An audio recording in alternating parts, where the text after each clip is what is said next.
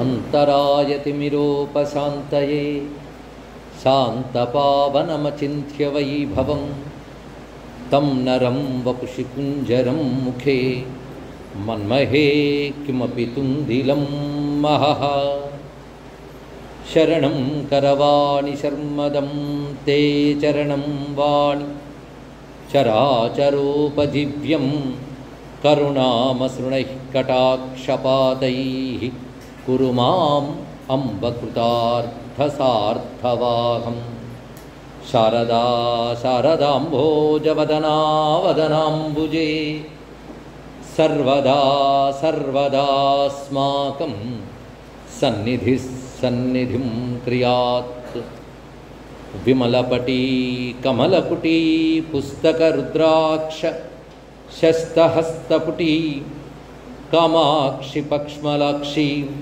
कलितविपञ्ची विभासि वैरिञ्ची वागर्थाविव सम्पृक्तौ वागर्थप्रतिपत्तये जगतः पितरौ वन्दे पार्वती परमेश्वरौ गुरवे सर्वलोकानां भिषजे भवरोगिणां निधये सर्वविद्यानां दक्षिणामूर्तये नमः। नारायणसमारम्भां व्यासशङ्करमध्यमाम् अस्मदाचार्यपर्यन्तां वन्दे गुरुपरम्परां नारायणं नमस्कृत्य नरं चैव नरोत्तमं देवीं सरस्वतीं व्यासं ततो जयमुदीरयेत्। यज्ञेश अच्युत गोविन्द माधव अनंत केशव कृष्ण विष्णो हृषीकेश वासुदेव नमोस्तुते श्री वासुदेव नमोस्तुते। महाम्बोधे स्तीरे कनकरुचिरे नीलशिखरे वसन् प्रसादान्तः सहजबलभद्रेण बलिना सुभद्रा मध्यस्थः सकलसुरसेवावसरदो जगन्नाथस्वामी नयनपथगामी भवतु मे जगन्नाथस्वामी नयनपथगामी भवतु मे जगन्नाथस्वामी नयनपथगामी भवतु मे। बलभद्रसुभद्राभ्यां सहितं पुरुषोत्तमं नारायणं जगन्नाथं नौमि श्रीनीलमाधवं नौमि श्रीनीलमाधवं। शिवाय गुरवे नमः शिवाय गुरवे नमः शिवाय गुरवे नमः श्रीमात्रे नमः श्रीमात्रे नमः श्रीमात्रे नमः श्री विष्णुरूपाय नमः शिवाय श्री कृष्ण शरणं मम श्री जगन्नाथाय नमः श्री जगन्नाथाय नमः श्री जगन्नाथाय नमः। नमो महद्भ्यो ऋषिभ्यो गुरुभ्यो नमः। बलभद्रा सुभद्रा समेत श्री जगन्नाथ स्वामिने नमो नमः। శ్రీ జగన్నాథ స్వామి పాదపద్మాలకు నమస్కరిస్తూ ఈ పరమ పావన పురుషోత్తమ క్షేత్రంలో ఉన్న దేవీ దేవతలకు యోగులకు మహాత్ములకు గురువులకు కూడా ప్రణమిల్లుతూ తీర్థదేవతలకు క్షేత్రదేవతలకు అంజలిస్తూ ఈ పరమ పావనమైన మోక్ష పట్టణంలో మందరం పురుషోత్తముని సన్నిధిలో ఉంటూ ఈ 6 పూటల ప్రవచనాన్ని ఒక యజ్ఞంలా చేసుకున్నాం. ముఖ్యంగా ఇది సాధనా శిబిరంగా మనం గమనించినట్లయితే అంటే కొంచెం నిబద్ధులమి దీన్ని గమనించినట్లయితే సాధనలోకి దీన్ని ఎలా తీసుకోవాలనేది ప్రతిరోజు మనం చెప్పుకుంటూనే ఉన్నాం. శుద్ధ భక్తి మాత్రమే ముక్తికి హేతువు. మిగిలినటువంటి భక్తులు మనకు పవిత్రమై చిత్తాన్ని శుద్ధి చేయడానికో పాపనాశనానికో పనికొస్తాయి, తర్వాత ఉత్తమ జన్మలు ఇస్తాయి. కానీ భగవత్ ప్రాప్తికి మాత్రం శుద్ధ భక్తే హేతువు. అందుకు శుద్ధ భక్తిని మనం సాధన చేసుకోవాలి. పూర్వజన్మ సుకృతం వల్ల భగవత్ కృప వల్ల మనకి ఇప్పుడు భగవంతునిపై మనస్సు మళ్ళింది. అయితే ఇది గౌణ భక్తి అనిపించుకుంటుంది, కానీ ముఖ్య భక్తి సిద్ధభక్తి కావడం కోసం దీన్ని మనం పెంపొందించుకోవాలి. ఒక చిన్న రవ్వలా వచ్చినటువంటి గౌణ భక్తిని మనం శుద్ధ భక్తి అనే జ్వాలగా మార్చుకునే ప్రయత్నం చేయాలి. ఆ ప్రయత్నం సిద్ధులైన మహాత్ముల యొక్క మాటల వల్ల మనకు సాధ్యమవుతుంది. కనుక అపూర్ణ శుద్ధ భక్తి కలిగిన వారి జీవితం, వారి మాటలే మనకి మార్గదర్శకాలు, పాఠాలు కూడా. అలాంటి మహాత్ములు చైతన్య మహాప్రభు. ఆయన భక్తికి ఒక రూపం, ఆయన జీవితం భక్తికి ఒక ఉదాహరణ. అందుకే వారి జీవితంలో సన్నిహితంగా వారిని గమనించినటువంటి మేధావులు, జ్ఞానులు, సిద్ధపురుషులు కూడా వారి జీవితాలని చరిత్రగా మనకు అందించారు. వారేమి స్వయంగా ఏమి చెప్పకపోయినా వారి మాటల వల్ల, వారి వ్యక్తిత్వం వల్ల ప్రభావితులైన ఆనాటి మహాత్ములు ఎవరైతే భారతదేశంలో ఉన్నారో వారందరూ చైతన్య మహాప్రభు నుంచి స్ఫూర్తి పొంది భక్తి యొక్క తత్వాన్ని గ్రహించి వారి జీవితాలను వారు మార్చుకోవడమే కాకుండా వీరి జీవితాన్ని చరిత్రగా రచించారు. అటువంటి మహానుభావుడు ఆనాడు తన భక్త కోటికన్నిటికీ బోధించినవి 8 శ్లోకాలే. అదే శిక్షాష్టకం అని పేరుతున్నది. ఇది నిజానికి తాను విష్ణువుతో చెప్తున్నట్లు రచించినటువంటి గ్రంథం ఇది. కానీ ఇందులో శుద్ధ భక్తి యొక్క లక్షణములన్నీ చెప్తూ ఉన్నారు. భగవత్ సంకీర్తనీయ మనం తరింపజేసే మార్గము అనేటువంటి భాగవత ధర్మం ఏదుందో దాన్నే చైతన్య మహాప్రభు మనకు చూపించారు. భాగవతం భగవత్ సంకీర్తనీయ ప్రధానమని చెప్తున్నది. అయితే సంకీర్తన చేసేటప్పుడు ఎటువంటి మనోలక్షణాలు ఉండాలి, ఎటువంటి ప్రవర్తనా సరళి ఉండాలో కూడా తెలుసుకోవాలి. అంటే సంకీర్తన మార్గం యొక్క స్వరూపం ఇందులో చక్కగా చెప్పబడుతున్నది. మొట్టమొదటిగా సంకీర్తన గురించి తెలియజేస్తూ అది ఎటువంటి ప్రభావాన్ని చూపిస్తుందంటే చిత్తశుద్ధినిస్తూ, తాపాన్ని పోగొడుతూ, శ్రేయస్సును అందిస్తూ, జ్ఞానాన్ని ప్రదానం చేస్తూ, ఆనందాన్ని పెంపొందిస్తూ, భగవంతుని రుచిని అందిస్తూ మనల్ని సంపూర్ణంగా శుద్ధుల్ని చేస్తున్నది. ఇది మొదటి శ్లోకంలో ఉన్న దాని యొక్క సారాంశం. రెండవది భగవన్నామం యొక్క శక్తి. నామము భగవంతుని యొక్క స్వరూపమే, తానే నామరూపంలో వచ్చాడు. ప్రతి నామంలో అనంతమైన శక్తులను నిక్షిప్తం చేశాడు. పైగా నామాలు అనడానికి నియమాలు పెట్టలేదు, కాల నియమాలు లేవు. హాయిగా ఎవరైనా ఎప్పుడైనా ఎక్కడైనా ఎలాగైనా ఆ నామాన్ని అనుసరించవచ్చు. అంత చక్కగా సులభంగా ఆయన నామం ఇచ్చాడు. ఆ నామంపై అనురాగం కలగాలి. కానీ అనురాగం కలగలేదు అంటే ఏదో దురదృష్టం ఉందని అర్థం. దీన్ని బట్టి అనురాగం పెంపొందించుకోవడానికి ప్రయత్నం చేయడం రెండవ శ్లోకంలో చెప్తున్నది. మూడవ శ్లోకంలో తృణాదపి సునీచేన అనే శ్లోకంలో వినయ స్వభావము, అణకువ కలిగి ఉండుట చాలా ప్రధానమైన అంశం. కష్టములు కలిగినప్పుడు చలించిపోకుండా దృఢంగా ఉండాలి, ఒక మహావృక్షంలాగా అని చెప్తున్నారు. సుఖములు సంపదలు కలిగినప్పుడు అణకువ కలిగి ఉండాలి. అదేవిధంగా ఇంకొకరి నుంచి మనం వారిని గౌరవించారా అవమానించారనేది పట్టించుకోకుండా ఇంకొకరిని గౌరవించే స్వభావం వల్ల ఉంచుకుంటూ భగవచ్చింతన చేయాలి అనేది మూడో శ్లోకంలో చెప్పుకుంటూ, ధనము జనము అను లౌకిక విషయములను ఆశించకుండా పరమాత్మ యందు అవ్యాజమైన భక్తిని మాత్రమే ఆశించాలి. అది నాలుగో శ్లోకంలో చెప్పుకున్నారు. న ధనం న జనం న సుందరీం ఇత్యాది శ్లోకాల్లో. దీన్ని బట్టి ఈ భక్తి ఎంత ముఖ్య భక్తి, ఎంత సిద్ధభక్తి అర్థమవుతున్నది. ఫలానా భగవంతుని మేము ఆశ్రయించాం, నాకేమీ లభించలేదు కనుక దేవుణ్ణి వదిలేశాను అని సమర్థించుకుని మాట్లాడతారు. అలాంటి వాళ్ళని పాపాత్మను అనాలి, భ్రష్టులు అంటారు. ఇక్కడ భగవంతుడు ఏదో కోరిక తీర్చలేదు, భగవంతుని విడిచిపెడతారంటే ఒకసారి పట్టుకుంటే విడిచిపెట్టరాదు. పైగా ఆయన అనుగ్రహం మనకు అర్థం కాదు. నువ్వు అల్పమైనవి అడుగుతున్నా ఆయన్ని, ఆయన ఇంకేవివ్వదలుచుకున్నాడో. అందుకే అడిగే భక్తి కాదు, అర్పించే భక్తి కావాలి. అందుకే యాచించే భక్తి కంటే అర్పించే భక్తి ప్రధానం. అది ఉత్తమ భక్తిలో తాను ఏమర్పిస్తున్నా అనేది చూస్తాడే తప్ప ఆయన ఏమిస్తున్నాడు అనేది పరిశీలించడు. అదే ఈ భక్తికి సామాన్యులు కూడా అర్హులే. నిజానికి వాళ్ళు సామాన్యులు అంటాం కానీ వాళ్ళే అసామాన్యులు. పెద్ద పెద్ద పండితులు ఎంతో చదువుకున్నప్పటికి కూడాను ఇంకా రకరకాల కామాలతో భగవంతుడిని ఆశ్రయించేటువంటి వారు నిష్కామంగా భగవంతుడిని ఆశ్రయించే సామాన్యుల కంటే అల్పులే కదా. అందుకే 4వ శ్లోకంలో విశేషాలు తెలుసుకున్నాం. 5వ శ్లోకంలో భగవంతుని ఏ విధంగా ఆశ్రయించారంటే తనని తాను అత్యంత వినయంగా నీ పాదాలపై ఉన్న ధూళి కణం లాంటి వాడను, పైగా అరిపాదాల్లో ఉన్న ధూళి, దానిపైన భగవంతుని స్వరూపం అంతా కూడా సంపూర్ణ భగవత్ శరణాగత పాదం వద్ద చూపిస్తున్నాడు. పాదాన్ని ఆశ్రయించడం అంటేనే తల వంచుట వినయానికి సంకేతం ఒకటి. పాదం ఒక విధంగా మూలం అంటే మనం ఇప్పుడు భగవత్ పాదాలే ధ్యానిస్తాం. కొన్నిసార్లు భగవంతుని పాదాలు ముద్రలు తెచ్చుకుని ఇంట్లో పెట్టుకుని పూజ చేసుకుంటూ ఉంటాం. అంటే పాదాలకు ఎందుకంత ప్రాధాన్యం ఇచ్చారు అంటే పాదము ఒక విధంగా చెట్టుకి మూలం ఎలాంటిదో ఒక స్వరూపానికి పాదం అలాంటిది అని చెప్తారు. పాదపం అని చెట్టుకు పేరుంది. పాదపం అంటే పాదాల నుంచి అన్ని గ్రహిస్తుందిట.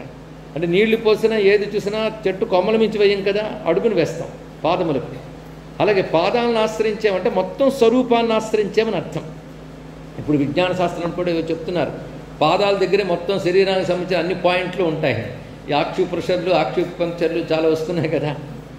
ఏదో ఉంది మన శరీర అవయవాలన్నిటికీ కూడా మూలమైనటువంటిది పాదముల యందు ఉన్నది. అది మనం కూడా పాదం ఆధారంగానే ఉన్నాం. అలాగే ఒక స్వరూపానికి పాదం మూలం అవుతుంది. పాదాన్ని సమర్పించామంటే సర్వమునకు సమర్పించామనే భావం ఇక్కడ కనబడుతున్నది.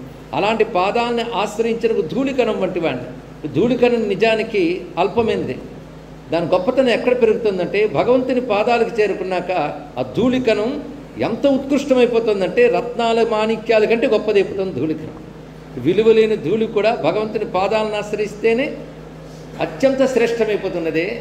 అంతేకాదు భగవత్పాద భక్తుల పాదాలను ఆశ్రయించిన ధూళికే ఎంత విలువ ఉంటుందని మనం చెప్పుకున్నాం. అలాంటిది భగవంతుని పాదాలను ఆశ్రయించడం అంటే ఎంత గొప్పది. కనుక తన విలువ దేనివల్ల పెరిగిందంటే భగవంతుడిని ఆశ్రయించడం వల్ల. స్వతసిద్ధంగా తనకు విలువ లేదు, పాదాలను ఆశ్రయించడం వల్ల. అందుకే స్వామి నేను విలువైన వాడిని గొప్పవాడిని అని చెప్పట్లేదు, నీ పాదాలను ఆశ్రయించాను. నాకున్న అర్హత అంతా ఏమిటి అంటే నీ పాదాలను అంటి పెట్టుకోవడం.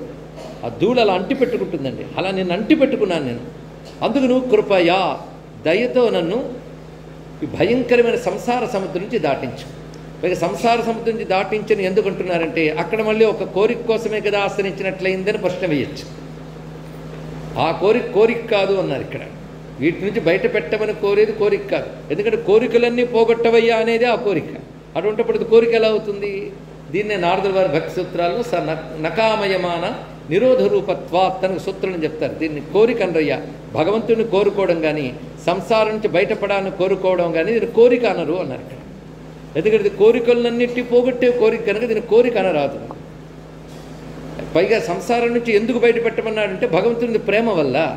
ఎందుకంటే ఎంత కాదన్నా ప్రారంధం బట్టి సంసారాన్ని ఉంటాం. కొంతమందికి బయటపడిపోవాలని ఉంటుంది కానీ బయటపడలేరు.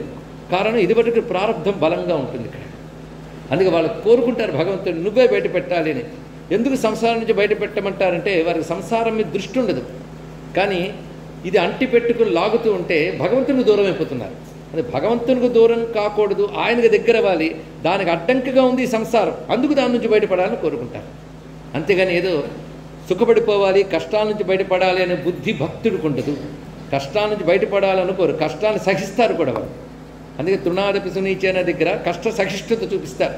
అంతేగాని కష్టాల నుంచి బయటపడిపోవాలి, భగవంతుడానికి ఎందుకు ఈ కష్టాలు ఇచ్చావు అనేది శుద్ధ భక్తిలో ఈ మాట ఉండదండి ఇక్కడ. అలాంటి ఒక భక్తి ఉంటుందని కూడా మనకు తెలియదు. ఇక్కడ శుద్ధ భక్తి ఆ విధంగా ఉంటుంది. మరి ఎందుకు సంసారం నుంచి బయటపడాలని ఇక్కడ అడుగుతున్నాడు ఆయన అంటే ఈ సంసారం ఆయన మరిపింపజేస్తుంది, ఆయన దూరం చేస్తుంది. కానీ ఆయన దూరం చేస్తుంది కనుక దీని నుంచి బయటపడాలి అనుకుంటున్నాడు ఇక్కడ.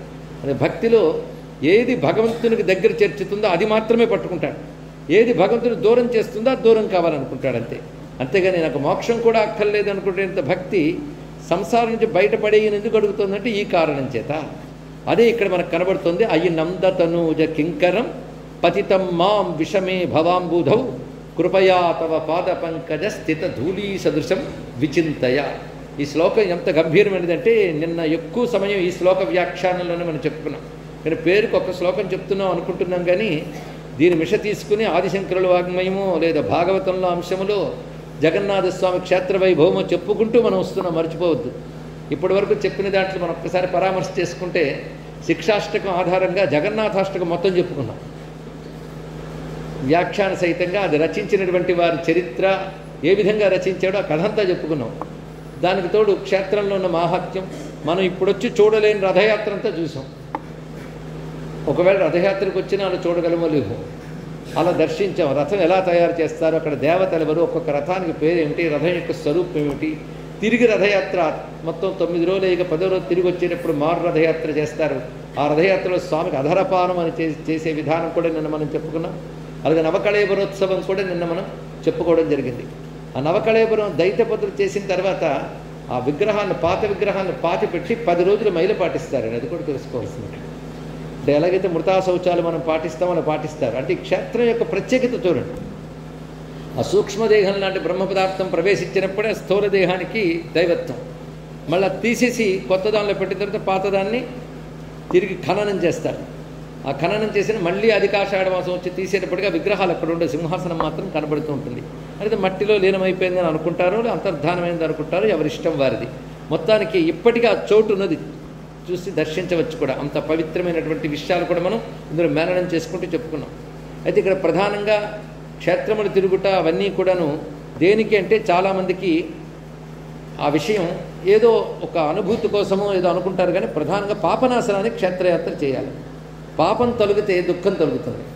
అందరికీ దుఃఖం తొలగాలని అనుకుంటారు కదా. అందుకే మామూలుగా క్షేత్రయాత్ర చేసిన ప్రతి వారికి వెంటనే వచ్చే ఫలం మాత్రం పాపనాశనం.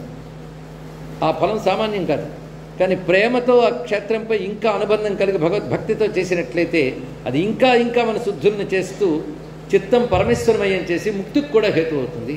అని మహాత్ములు సిద్ధపురుషులు వాళ్ళ సిద్ధులే కూడా క్షేత్రాల్లోనే తిరుగుతారు. వారు ఇతర జీవితాల్లోకి రారు. వాళ్ళు కొత్తగా పొందవలసిందేం లేదు, అని పొందిపోయారు వారు. కానీ ఆయు ఉంది కనుక ఇక్కడ ఉంటారు భూమి యందు. కానీ వాళ్ళ క్షేత్రాల్లోనే అంటి పెట్టుకుంటారు. వాళ్ళు ఉనికిని పోల్చడం కూడా కష్టం. ఏ మహాత్ముల క్షేత్రంలో ఎలా ఉంటారో మనకు తెలియదు. వాళ్ళు మనకు కనబడాలనుకోరు, ఎందుకంటే మన అవసరం వాళ్ళకి లేదు, వాళ్ళ అవసరం మనకు లేదు అనకూడదు. వాళ్ళ అవసరం మనకు లేకపోవడం ఏంటి? వాళ్ళకు చూపు చూస్తే చాలా మనం ధన్యులమైపోతాం. మహాత్ముల సాంగత్యం సామాన్యం కాదు. అందుకే ఈ క్షేత్రాల్లో వారు ఏదో రూపాలతో తిరుగుతుంటారు. ఒకవేళ మనం ఏవే పుణ్యాలు చేసి ఉంటే ఆ మహాత్ములు కంటపడతాం, వారి అనుగ్రహానికి నోచుకుంటాం. అయితే సిద్ధపురుషులు ఏమీ అక్కర్లేని వారు కూడా క్షేత్రాలను ఎందుకు ఆశ్రయిస్తారు కూడా తెలుసుకోవాలి. ఎందుకంటే వాళ్ళకి ఏది అక్కర్లేదు, కానీ భగవంతుడు కావాలి. భగవంతుడికి కావాలని వారు ప్రయత్నం చేయరు, భగవన్మయులే ఉంటారు వారు. ఆ భగవద్భావం నుంచి జారిపోకుండా ఇతర ప్రపంచంలోకి వెళ్లకుండా ఈ క్షేత్రాల్లో వారు సంచరిస్తుంటారు. అదే భారతదేశంలో ఉన్న క్షేత్రాలకు ఉన్న గొప్పతనం నేటికి ఏమిటంటే అనేక మంది యోగులు సిద్ధపురుషులు క్షేత్రాలను అంటిపెట్టుకుని ఉంటారు. అందుకే అరుణాచలం అనగానే మనకి అందరూ మహాత్ములు గుర్తొస్తారు, కాశీ అంటే అందరూ గుర్తొస్తారు. ఇలా ప్రతి క్షేత్రానికి ఉంటారు. ఈ దివ్యమైన పురి క్షేత్రంలో కూడా ఎన్నో సంప్రదాయాలను అనుసరించిన భక్త యోగులు ఉంటారు. భక్తి సంప్రదాయములు చాలా ఉన్నాయి. అందులో అద్వైత భక్తి మొదలుకొని ద్వైత విశిష్టాద్వైత అన్నిట్లోనూ భక్తులు ఉన్నారు. ప్రతి సంప్రదాయంలో భక్తులు ఉంటారు. ఈ భక్తుల్లో మళ్ళీ రకరకాలు, ద్వైత భక్తుల్లో విశిష్టాద్వైత భక్తుల్లో మళ్ళీ రకరకాల పరంపరలు కనబడుతూ ఉంటాయి. అందులో వైఖాన సంప్రదాయం, పాంచరాత్రాగమాలు, వీటికి సంబంధించిన కొందరు భక్తులుంటే రాధావల్లభ సంప్రదాయం మొదలైన సంప్రదాయాలు ఉన్నాయి. ఇప్పుడు చైతన్య మహాప్రభు అద్వైత ద్వైత విశిష్టాద్వైత ఏం చెప్తారండి? మన భక్తులకు పేర్లు పెట్టి ట్యాగులు పెట్టి విడదీయద్దు. వాళ్ళు ఏ సంప్రదాయంలో ఉన్నా భక్తులే, వాళ్ళకి నమస్కారం చేసుకోవాల్సింది. ఇక్కడ ఏ భక్తుడైనా గొప్పవాడే. అలాంటి మహాభక్తులు ఈ క్షేత్రంలో ఉంటారు. వాళ్ళ సంప్రదాయాన్ని అనుసరించి పరంపర కూడా ఉంటారు. ఈ శిక్షాష్టకానికి భాష్యం రచించిన మహాత్ములు కొంతమంది ఉన్నారు. అందులో చైతన్య మహాప్రభు దగ్గర నుండి చూసిన వాళ్ళు ఉన్నారు. వారి నుంచి శిష్యరికను తీసుకుని సాధన చేసినటువంటి రూప గోస్వామి మొదలైన గోస్వాములు బృందావనంలో ఉన్నారు. వారు ఇత్యాదులు గొప్ప గొప్ప గ్రంథాలు రచించారు. వారు భక్తి ఎలాంటి భూమికలతో వెళుతూ ఉంటుందని అసలు మనం ఆశ్చర్యపోతాం. ఏదో స్తోత్రం చేసుకోవడం, జపం చేసుకోవడం, నియమంగా ఒక పారాయణ చేసుకోవడం భక్తి అనుకుంటున్న మనకి భగవంతుని భావనలు ఇన్ని రకాలుగా ఉంటాయా? ఆయన లీలల్ని భావన చేస్తూ, వాటినే ధ్యానం చేసుకుంటూ, వాటితో పారవశ్యం పొందుతూ, రకరకాల మనోభూమికలు పొందుతూ, ముందుగా గురువు దగ్గర నుంచి సాధక శరీరాన్ని పొందుతారు వాళ్ళు. అంతవరకు అందరిది భౌతిక శరీరమే. కానీ గురువు నుంచి మంత్రదీక్ష ఏదో తీసుకున్న తర్వాత ఈ శరీరం సాధక శరీరం అవుతుంది. ఇక్కడ ఈ సాధక శరీరం నిరంతరం భగవచ్చింతన ఇవి చేస్తూ చేస్తూ సాధనా బలం వల్ల సిద్ధ శరీరం అవుతుంది. కానీ సాధక శరీరం సిద్ధ శరీరం అయ్యే లోపల రకరకాల పరిణామాలు పొందుతుంటుంది, మార్పు చెందుతూ ఉంటుంది. అది ఎలా అంటే ఒక చిన్న మొక్క ఒక మహావృక్షంగా ఎదిగే లోపల ఎన్ని మార్పులు వస్తాయండి దానికి? అన్ని మార్పులు ఈ సాధకులకు కూడా కలుగుతాయి. అయితే ఈ సాధకుల్లో కూడా కొందరు తీవ్ర సాధకులు ఉంటారు, కొందరు సామాన్య సాధకులు ఉంటారు. ఇక్కడ ఒకే గురువు దగ్గర శిష్యుల్లో కూడా రకరకాల భేదాలు ఉన్నట్టు ఆ సాధన బలం వల్ల వాళ్ళు ఇదివరకటి స్థితి కంటే ఇప్పుడు ఎదుగుతూ, దీనికంటే రేపు ఎదుగుతూ, రేపు కంటే ఎల్లుండి ఎదుగుతూ, ఇలా క్రమక్రమంగా వాళ్ళ ఎదుగుదల కనబడుతుంది. ఆ ఎదుగుదల వల్ల వాళ్ళు నిరంతర భగవద్భావన చేయడంతో వారి శరీరంలో కూడా మార్పులు వస్తాయి. ఎందుకంటే మనం ఏదైనా ఒక భావం గట్టిగా చేస్తే మన శరీరంలో కూడా మార్పులు వస్తాయి. మీరు గమనించండి, ఒక అలవాటు ఒక భావం ఎక్కువగా పెట్టుకుంటే దాని యొక్క ప్రభావం మన శరీరంలో పంచభూతాల మీద చూపిస్తుంది. దానితో శరీర అణువుల్లో మార్పు వస్తుంది, ముఖ కవళికల్లో మార్పులు వస్తాయి. ఎప్పుడు వినోదాలు వ్యసనాలు ఉంచుకున్నటువంటి వాడికి క్రమక్రమంగా ముఖంలో ఎలాంటి భయంకరమైన మార్పులు వస్తాయో మన లోకంలో చూస్తూ ఉంటాం. అలాంటిది భగవద్భావనతో సాధక శరీరం రోజు రోజు ఈ సాధనా బలం వల్ల మార్పులు వస్తాయి. అది నిరంతర ఈశ్వర చింతన వల్ల వచ్చిన మార్పులు కనుక ఈ మార్పులు గొప్ప మార్పులై వాడు అంతరంగంలో భావించే ఈశ్వర శక్తి వాడి రక్తాణువుల్లోని శరీర అణువుల్లో ప్రవేశించి వాడి శరీరం శక్తివంతంగా తయారవుతుంది. అలాంటి మహాత్ములు నడయాడితే ఆ చోటు క్షేత్రం అవుతుంది, వాళ్ళు మాట్లాడితే ఆ మాట మంత్రం అవుతుంది, అది ఆశీర్వచనం అవుతుంది, వరం అవుతుంది. ఇది మహాత్ముల యొక్క స్వరూపం. అలాంటి మహాత్ములు చైతన్య మహాప్రభు. ఆయన ఆ శుద్ధ భక్తి యొక్క భూమికల్ని ఈ 8 శ్లోకాల్లో చెప్పారు అంటూ భాష్యకర్తలు చాలా పెద్ద గ్రంథం రచించారు. మనం అనుకుంటాం 8 శ్లోకాలకి 6 రోజులు తీసుకున్నాం, నిజానికి అంటే ఎక్కువ కాలం అనుకుంటాం. కానీ 8 శ్లోకాలకి 100 పేజీల భాష్యం ఉంది ఇందులో ఒక్కొక్క పదానికి. దీనికి శాస్త్రంతో ముడిపడుతూ ఈ భావం చెప్పినటువంటి స్థితిలో చైతన్య మహాప్రభు ఏం చెప్పదలుచుకున్నారు, భక్తి భూమికలో ఎవడు ఈ స్థాయికి చేరగలడు, ఇవన్నీ చూపిస్తాడు. ముందు సంకీర్తన మీద ఆసక్తి కల వాళ్ళ నుంచి క్రమంగా జీవితంలో మార్పు తెచ్చుకుని అత్యంత వినయంగా ఉన్నవాళ్ళు, ఇంకా భావ తాదాత్మ్యం చెందిన వాళ్ళ స్థితి ఎలా ఉంటుంది ఆ స్థితిని వర్ణిస్తున్నారు. మిగిలిన 3 శ్లోకములు కలిపి ఒక గుత్తి అండి. అందుకే 3 వాళ్ళు దాచుకున్నాం. ఈ 3 పరాకాష్ఠ శ్లోకములు అని చెప్పుకుంటారు. నిజానికి చిత్తంలో ఒక పక్వత ఉంటే కానీ ఈ శ్లోకాలు వినడానికి కూడా అర్హత రాదు. ఇది వేదాంత విద్యకు అధికార నిర్ణయం చెప్తారు. నిత్యానిత్య వస్తు వివేకము, ఇహాముత్రార్థ భోగ విరాగము మీరందరూ వినుంటారు ఇప్పటికి చాలా. అది శమదమాది షడ్గుణ సంపత్తి, ముముక్షత్వము అని 4 అధికారాలు చెప్తూ ఉంటారు. దానికి ఆ అధికారాలు ఎలా ఉంటే భక్తి శాస్త్రానికి అధికారం ఉంటుంది. అదే భక్తి శాస్త్రం రాస్తూ అథాతో భక్తిం వ్యాఖ్యాస్యామహ అంటాడు నారదులు గారు. అంటే ఈ అర్హతలు ఉన్నవాడికి భక్తి శాస్త్రం అని చెప్పాడు ఇక్కడ. అంటే అటువంటి ప్రేమాత్మకమైన చిత్తవృత్తి ఉండాలి పరమాత్మపై, ప్రేమ రూపమైన చిత్తవృత్తి. ఆ ప్రేమ భక్తి వీరిలో కనబడుతుంది.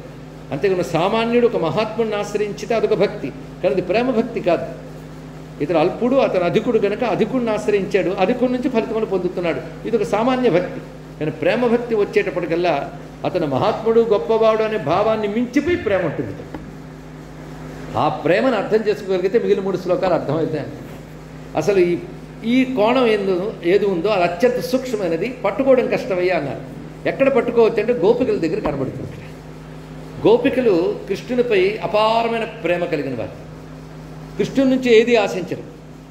అశుద్ధమైన ప్రేమ, అశుద్ధమైన ప్రేమతో కృష్ణుడిని ఆశ్రయించినప్పుడు కృష్ణుడు మహాత్ముడని వాళ్ళకి తెలుసా లేదా, ఇది పెద్ద ప్రశ్న. వాళ్ళకి తెలియకపోయినా తప్పులేదయ్యా అన్నాడు సుఖయోగేంద్రుడు. ఎందుకంటే మనం తెలిసి ముట్టుకున్నా తెలియక ముట్టుకున్నా నిప్పు మీద చేయి పెడితే కాలుతుంది. కనుక ఆయన మహాత్ముడిని తెలిసినా తెలియకపోయినా పరమాత్మను ఆశ్రయిస్తే వాళ్ళు ముక్తి పొందుతారు, సహజం అది అన్నాడు. దానికి అన్నమయ్య కూడా అంటాడు, పరుసమొక్కటే కదా పైడిగా చేసేది, అరయ లోహమెట్లన్నా అందుకేమి అని. పరుసవేది అని ఒకటి ఉంటుంది. ఆ పరుసవేదికి ఇనుమును తగిలిస్తే అది బంగారం చేస్తుందిట. అది ఎక్కడ దొరుకుతుందని మాత్రం నన్ను అడగకండి, అది విన్నాం అంతే. ఇనుము తగిలితే బంగారం అవుతుంది. అయితే ఇనుముని మీరు ప్రేమగా తగిలించినా బంగారం చేస్తుంది, కోపంగా తగిలించినా బంగారం చేస్తుంది, అసలు ఏమి అనుకోకుండా మామూలుగా తగిలించిన బంగారం చేస్తుంది. అంటే ఆ ఇనుముకి బంగారం ధ్యానం లేకపోయినా స్పర్శ మాత్రం చేతనే బంగారం అవుతుంది. అదేవిధంగా పరమాత్మని ఆ గాఢంగా ఆశ్రయించడం చేత వారు ముక్తులవుతున్నారు. అది వారి అదృష్టం ఏంటంటే పరమాత్మ భూమి యందు అవతరించి ఉన్నాడు గనుక వారి స్థితిని పొందగలిగారు.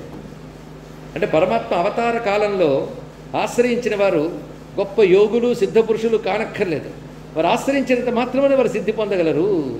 అయితే ఆ యోగులు వారికి ఏమి తీసిపోని వారయ్యా గోపికలు అని తెలియజేస్తున్నారు. ఎందుకంటే గోపికలు ఈ రోజున పరమాత్మను ఆశ్రయించగలిగారంటే వాళ్ళు వెనక ఎన్నో వేల జన్మల ఆ యోగాన్ని తపస్సును అనుష్ఠించడం చేత కృష్ణుడు అవతరించిన కాలంలో వారు గోపికలుగా వచ్చారు, స్వామిని ఆశ్రయించారు. కనుక వాళ్ళ యోగం లేదా, వాళ్ళకి తపస్సు లేదా అంటే ఆ యోగాలు తపస్సులను చేసేసారు ఇదివరకు జన్మలో. వాటి ఫలంగా ఇప్పుడు పరమాత్మను పొందారు. కనుక మళ్ళీ వెనక్కి తిరగతోడని అవసరం లేదు. అందుకే పోతన గారు ఒక మాట అంటారు, గోపికలు కృష్ణ పరమాత్మ వద్దకు వెళ్ళినప్పుడు మా తపము సంపద చేరితి మెట్టకేలకున్. ఎట్టకేలకున్ అనే మాట చిన్న విషయం కాదండి. మనం ఏదో మామూలుగా ఎట్టకేలకు అని వాడేస్తాం, కానీ ఎట్టకేలకున్ అంటే ఎట్టకేలకు చిట్ట చివరకు తుట్ట తుదకు అన్నట్లుగా ఎట్టకేలకు అంటే అనేక జన్మల తర్వాత అప్పుడంతా చేసిన తపస్సులు పోగే ఇవాళ నీ దగ్గరికి వచ్చావయ్యా. లేకపోతే నీ దగ్గరికి రావడం సామాన్యమా? పైగా నీ దగ్గరికి వచ్చిన వారు మరి వెనక్కి వెళ్ళలేరు. యద్గత్వా నివర్తంతే తద్ధామ పరమమ్మమా.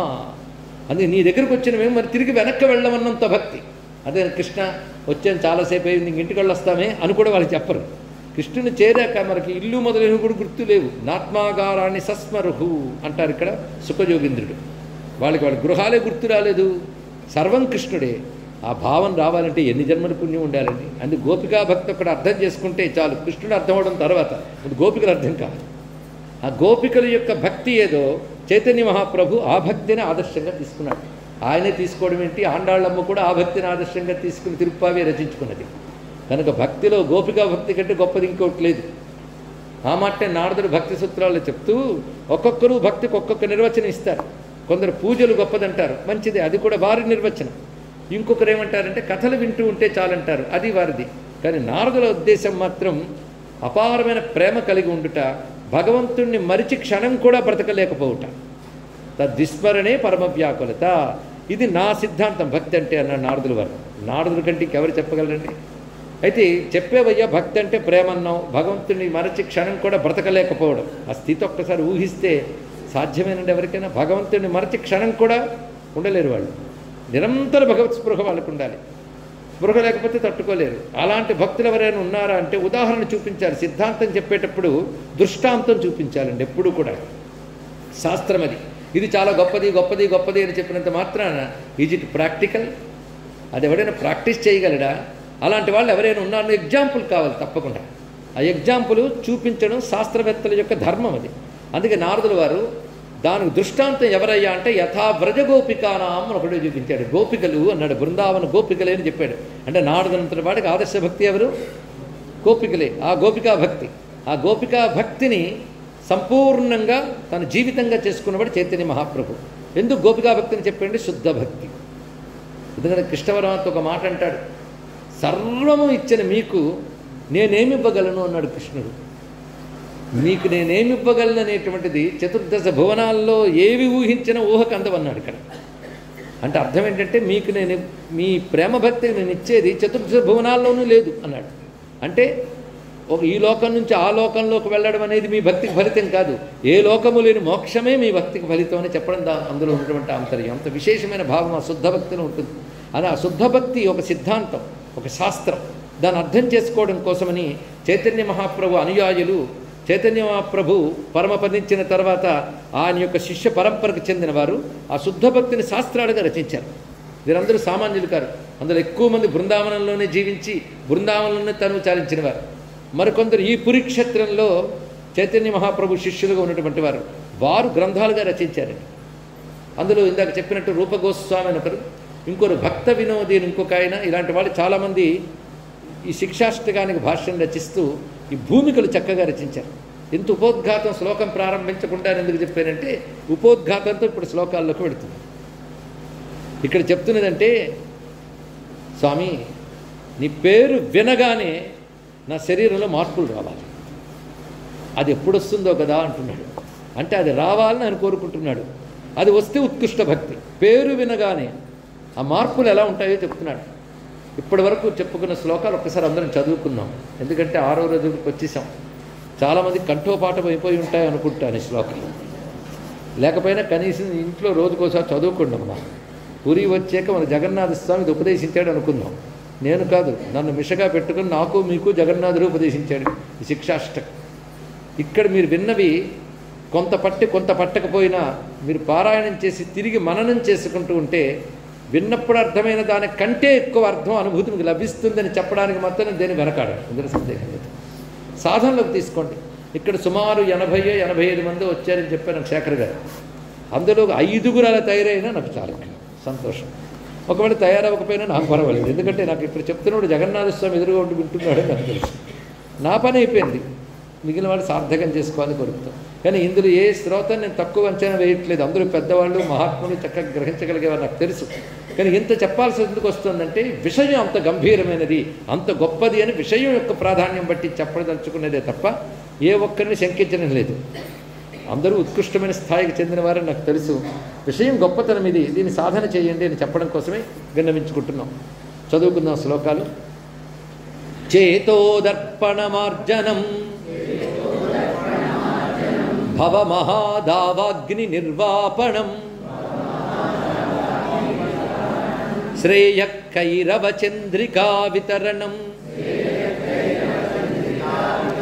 విద్యావధూజీవనం ఆనందాంబుధివర్ధనం ప్రతిపదం పూర్ణామృతాస్వాదనం సర్వాత్మస్నపనం పరం విజయతే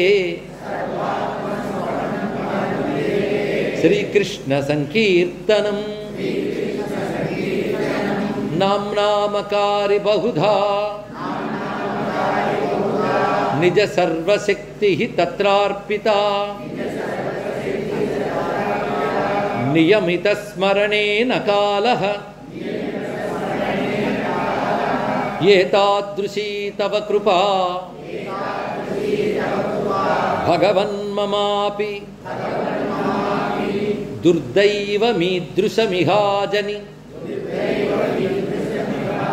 నానురాగః తృణాదపి సునీచేన తరోరివ సహిష్ణునా అమానినా మానదేన కీర్తనీయః సదా హరిః న ధనం న జనం న సుందరీం కవితాం వా జగదీశ కామయే మమ జన్మని జన్మనీశ్వరే భవతాద్ భక్తి అహైతుకీ త్వయి అయి నందతనూజా అయి నందతనూజా అయి నందతనూజ కింకరం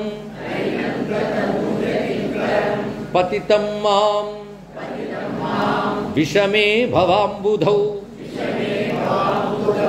కృపయా తవ పాద పంకజ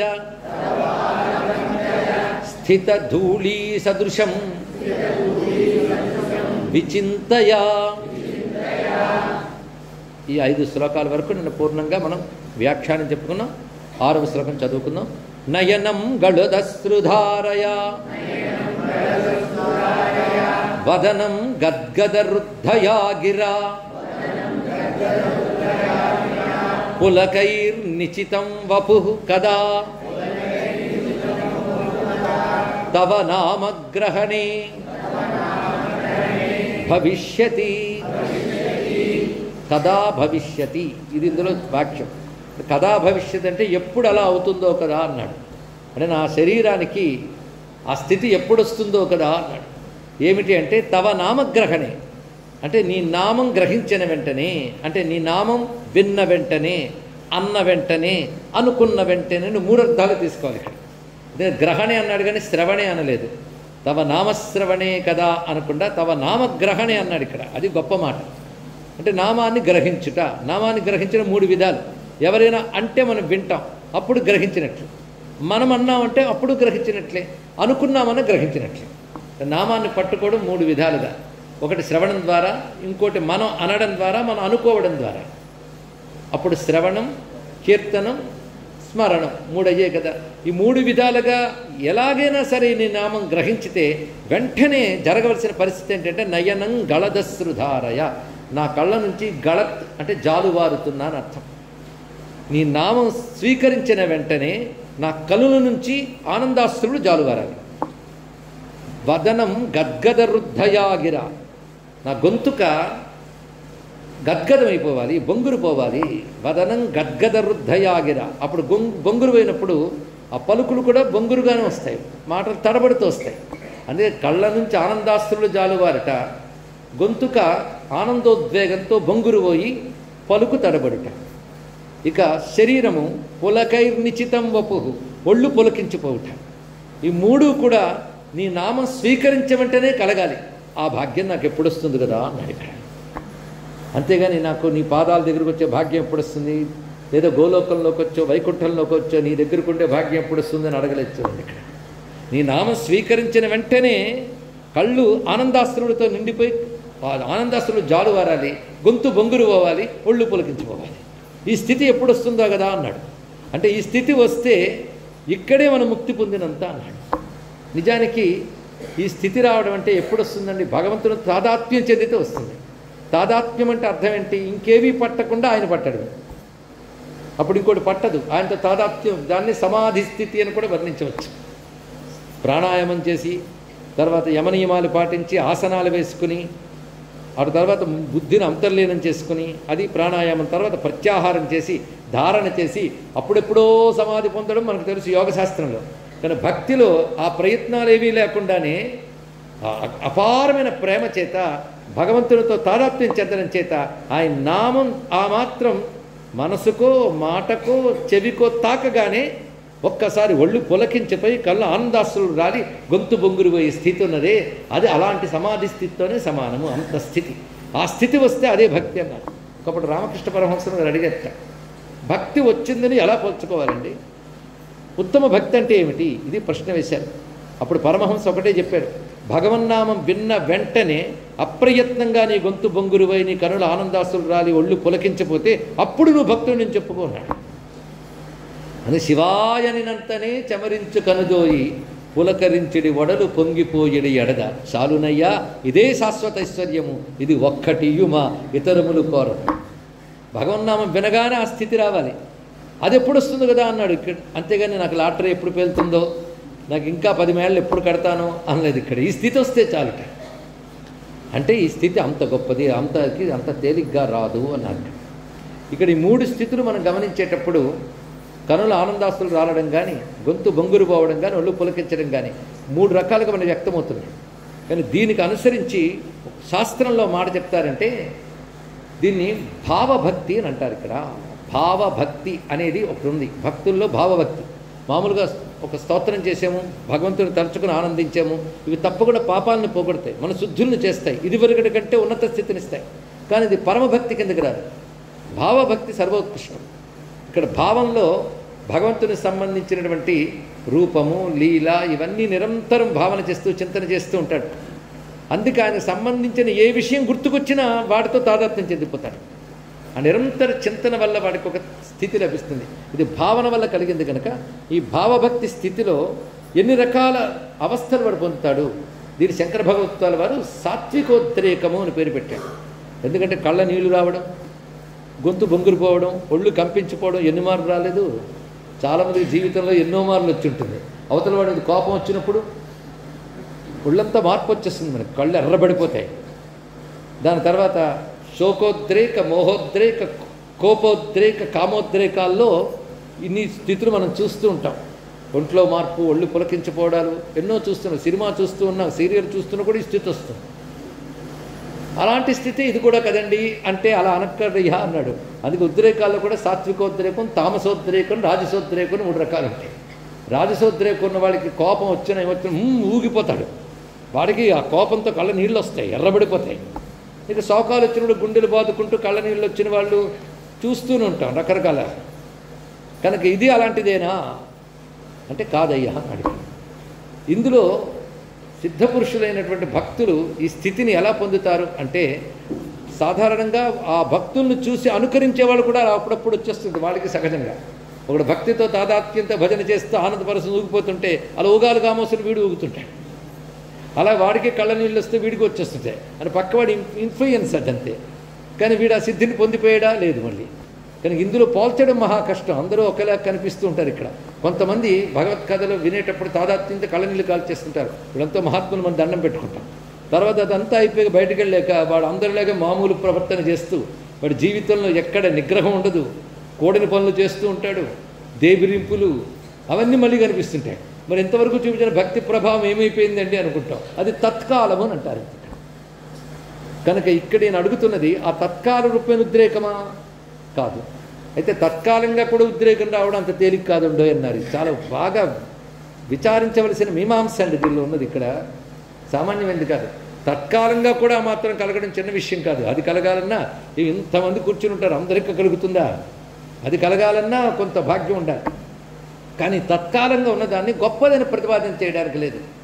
ఉత్కృష్ట స్థితికి వెళ్ళిన వాళ్ళు ప్రవర్తన తాత్కాలికంగా మానసిక ఉద్రేకం తొందరగా ఉన్నవాళ్ళు, ఉద్వేగం ఎక్కువ ఉన్న వాళ్ళకి తొందరగా కనిపిస్తుంది ప్రవర్తన.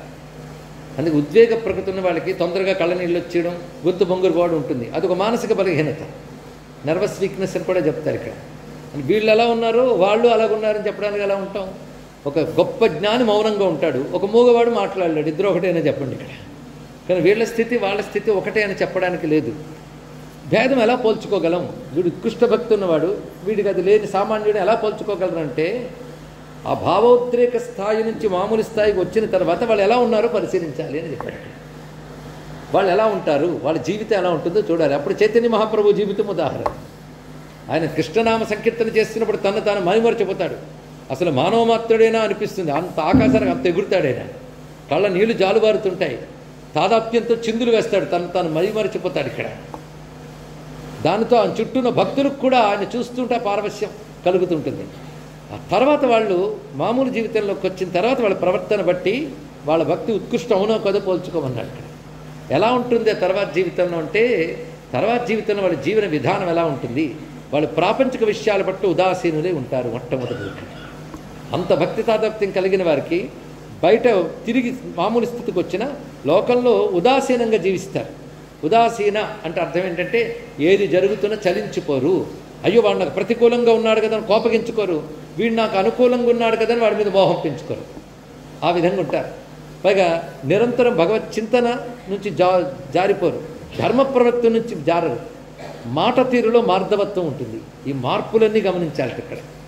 ఇవన్నీ కూడా ఉత్కృష్ట భక్తులకి ఆ స్థితి ఉంటుంది. అలాంటి వాళ్ళ యొక్క భావపారవశ్యం ఈ స్థితిలో ఉంటుందయ్యా అన్నాడు. ఇలాంటి స్థితిని పొందిన వాళ్ళు ఎందరో ఉన్నారు, పొందాలనుకున్న వాళ్ళు ఉన్నారు. ఆదిశంకర భగవత్పాల్ వారు శివానంద లహరిలో ఒక శ్లోకం రాస్తారు. బహువిధ పరితోష బాష్పూర స్ఫుట పులకాంకిత చారుభోగ భూమిం చిరపద ఫలకాంక్షి సేవ్యమానాం పరమ సదాశివ భావనాం ప్రపజ్జే.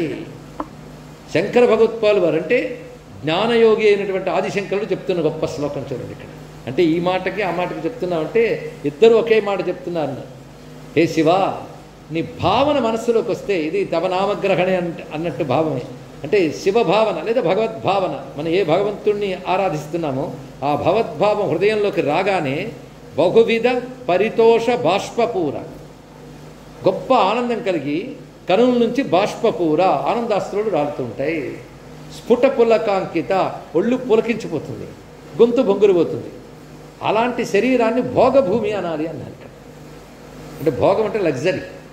మన శరీరం ఎప్పుడు లగ్జరీ అంటే మంచి పన్నీటి స్నానం చేసిన తర్వాత కాస్ట్లీ వస్త్రాలు కట్టుకుని ఏసీ గదిలో కూర్చుని ఉంటే ఆ భాగ్యం అందరికీ దొరుకుతుందా అండి? వీడికి దొరికిన భోగం అందరికీ దొరుకుతుంటుంది. భోగం మీద కోరిక అందరికీ ఉంటుంది కానీ భోగం అందరికీ దొరుకుతుంది, దానికి యోగం ఉండాలి. పూర్వజన్మ అదృష్టం చేసుకున్న వాళ్ళకి శరీరంకి భోగాలు వస్తాయి. మంచి కారులో వెళ్ళడం, వాడు ఎండ కన్నెరగకుండా ఉండడం, హాయిగా ఉన్నాడంటే ఎన్నో జన్మలు పుణ్యం చేసుకున్నకి శరీరం ఇప్పుడు భోగం అనిపిస్తుంది. కానీ ఈ భోగం ఆ భోగం కాదయ్యా.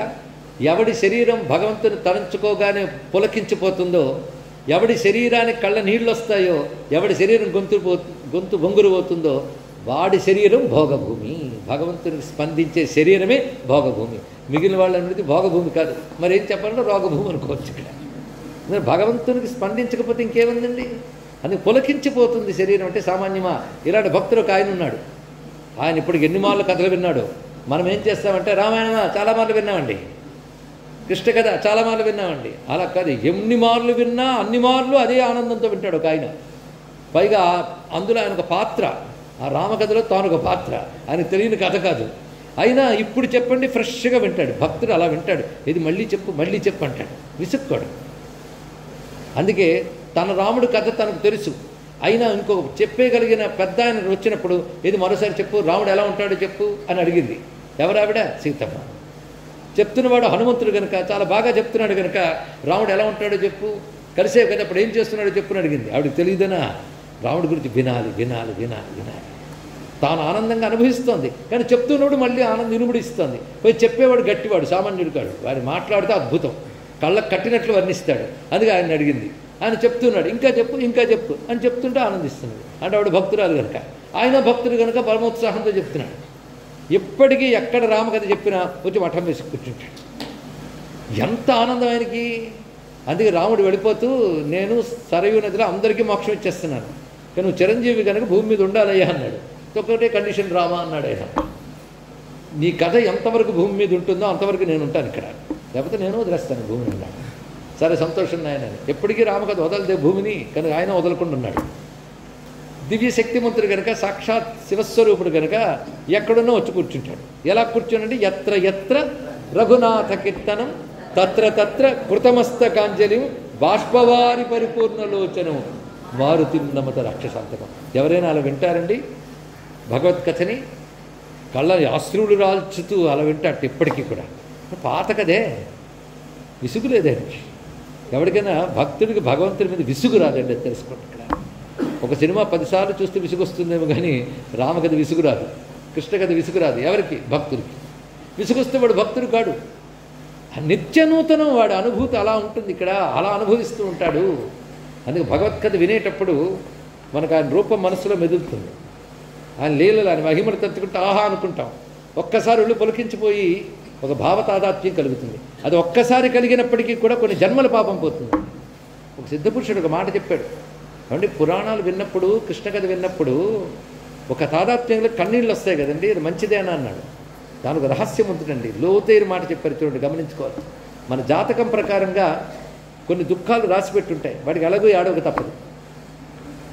కానీ భగవత్కథ వింటున్నప్పుడు మనకు తెలియకుండా కన్నీళ్ళు వచ్చాయి అనుకోండి, ఆ ఏడవాల్సిన ఘట్టాలు మైనస్ చేసేస్తాడు, అంటే రావు జీవితంలో కూడా.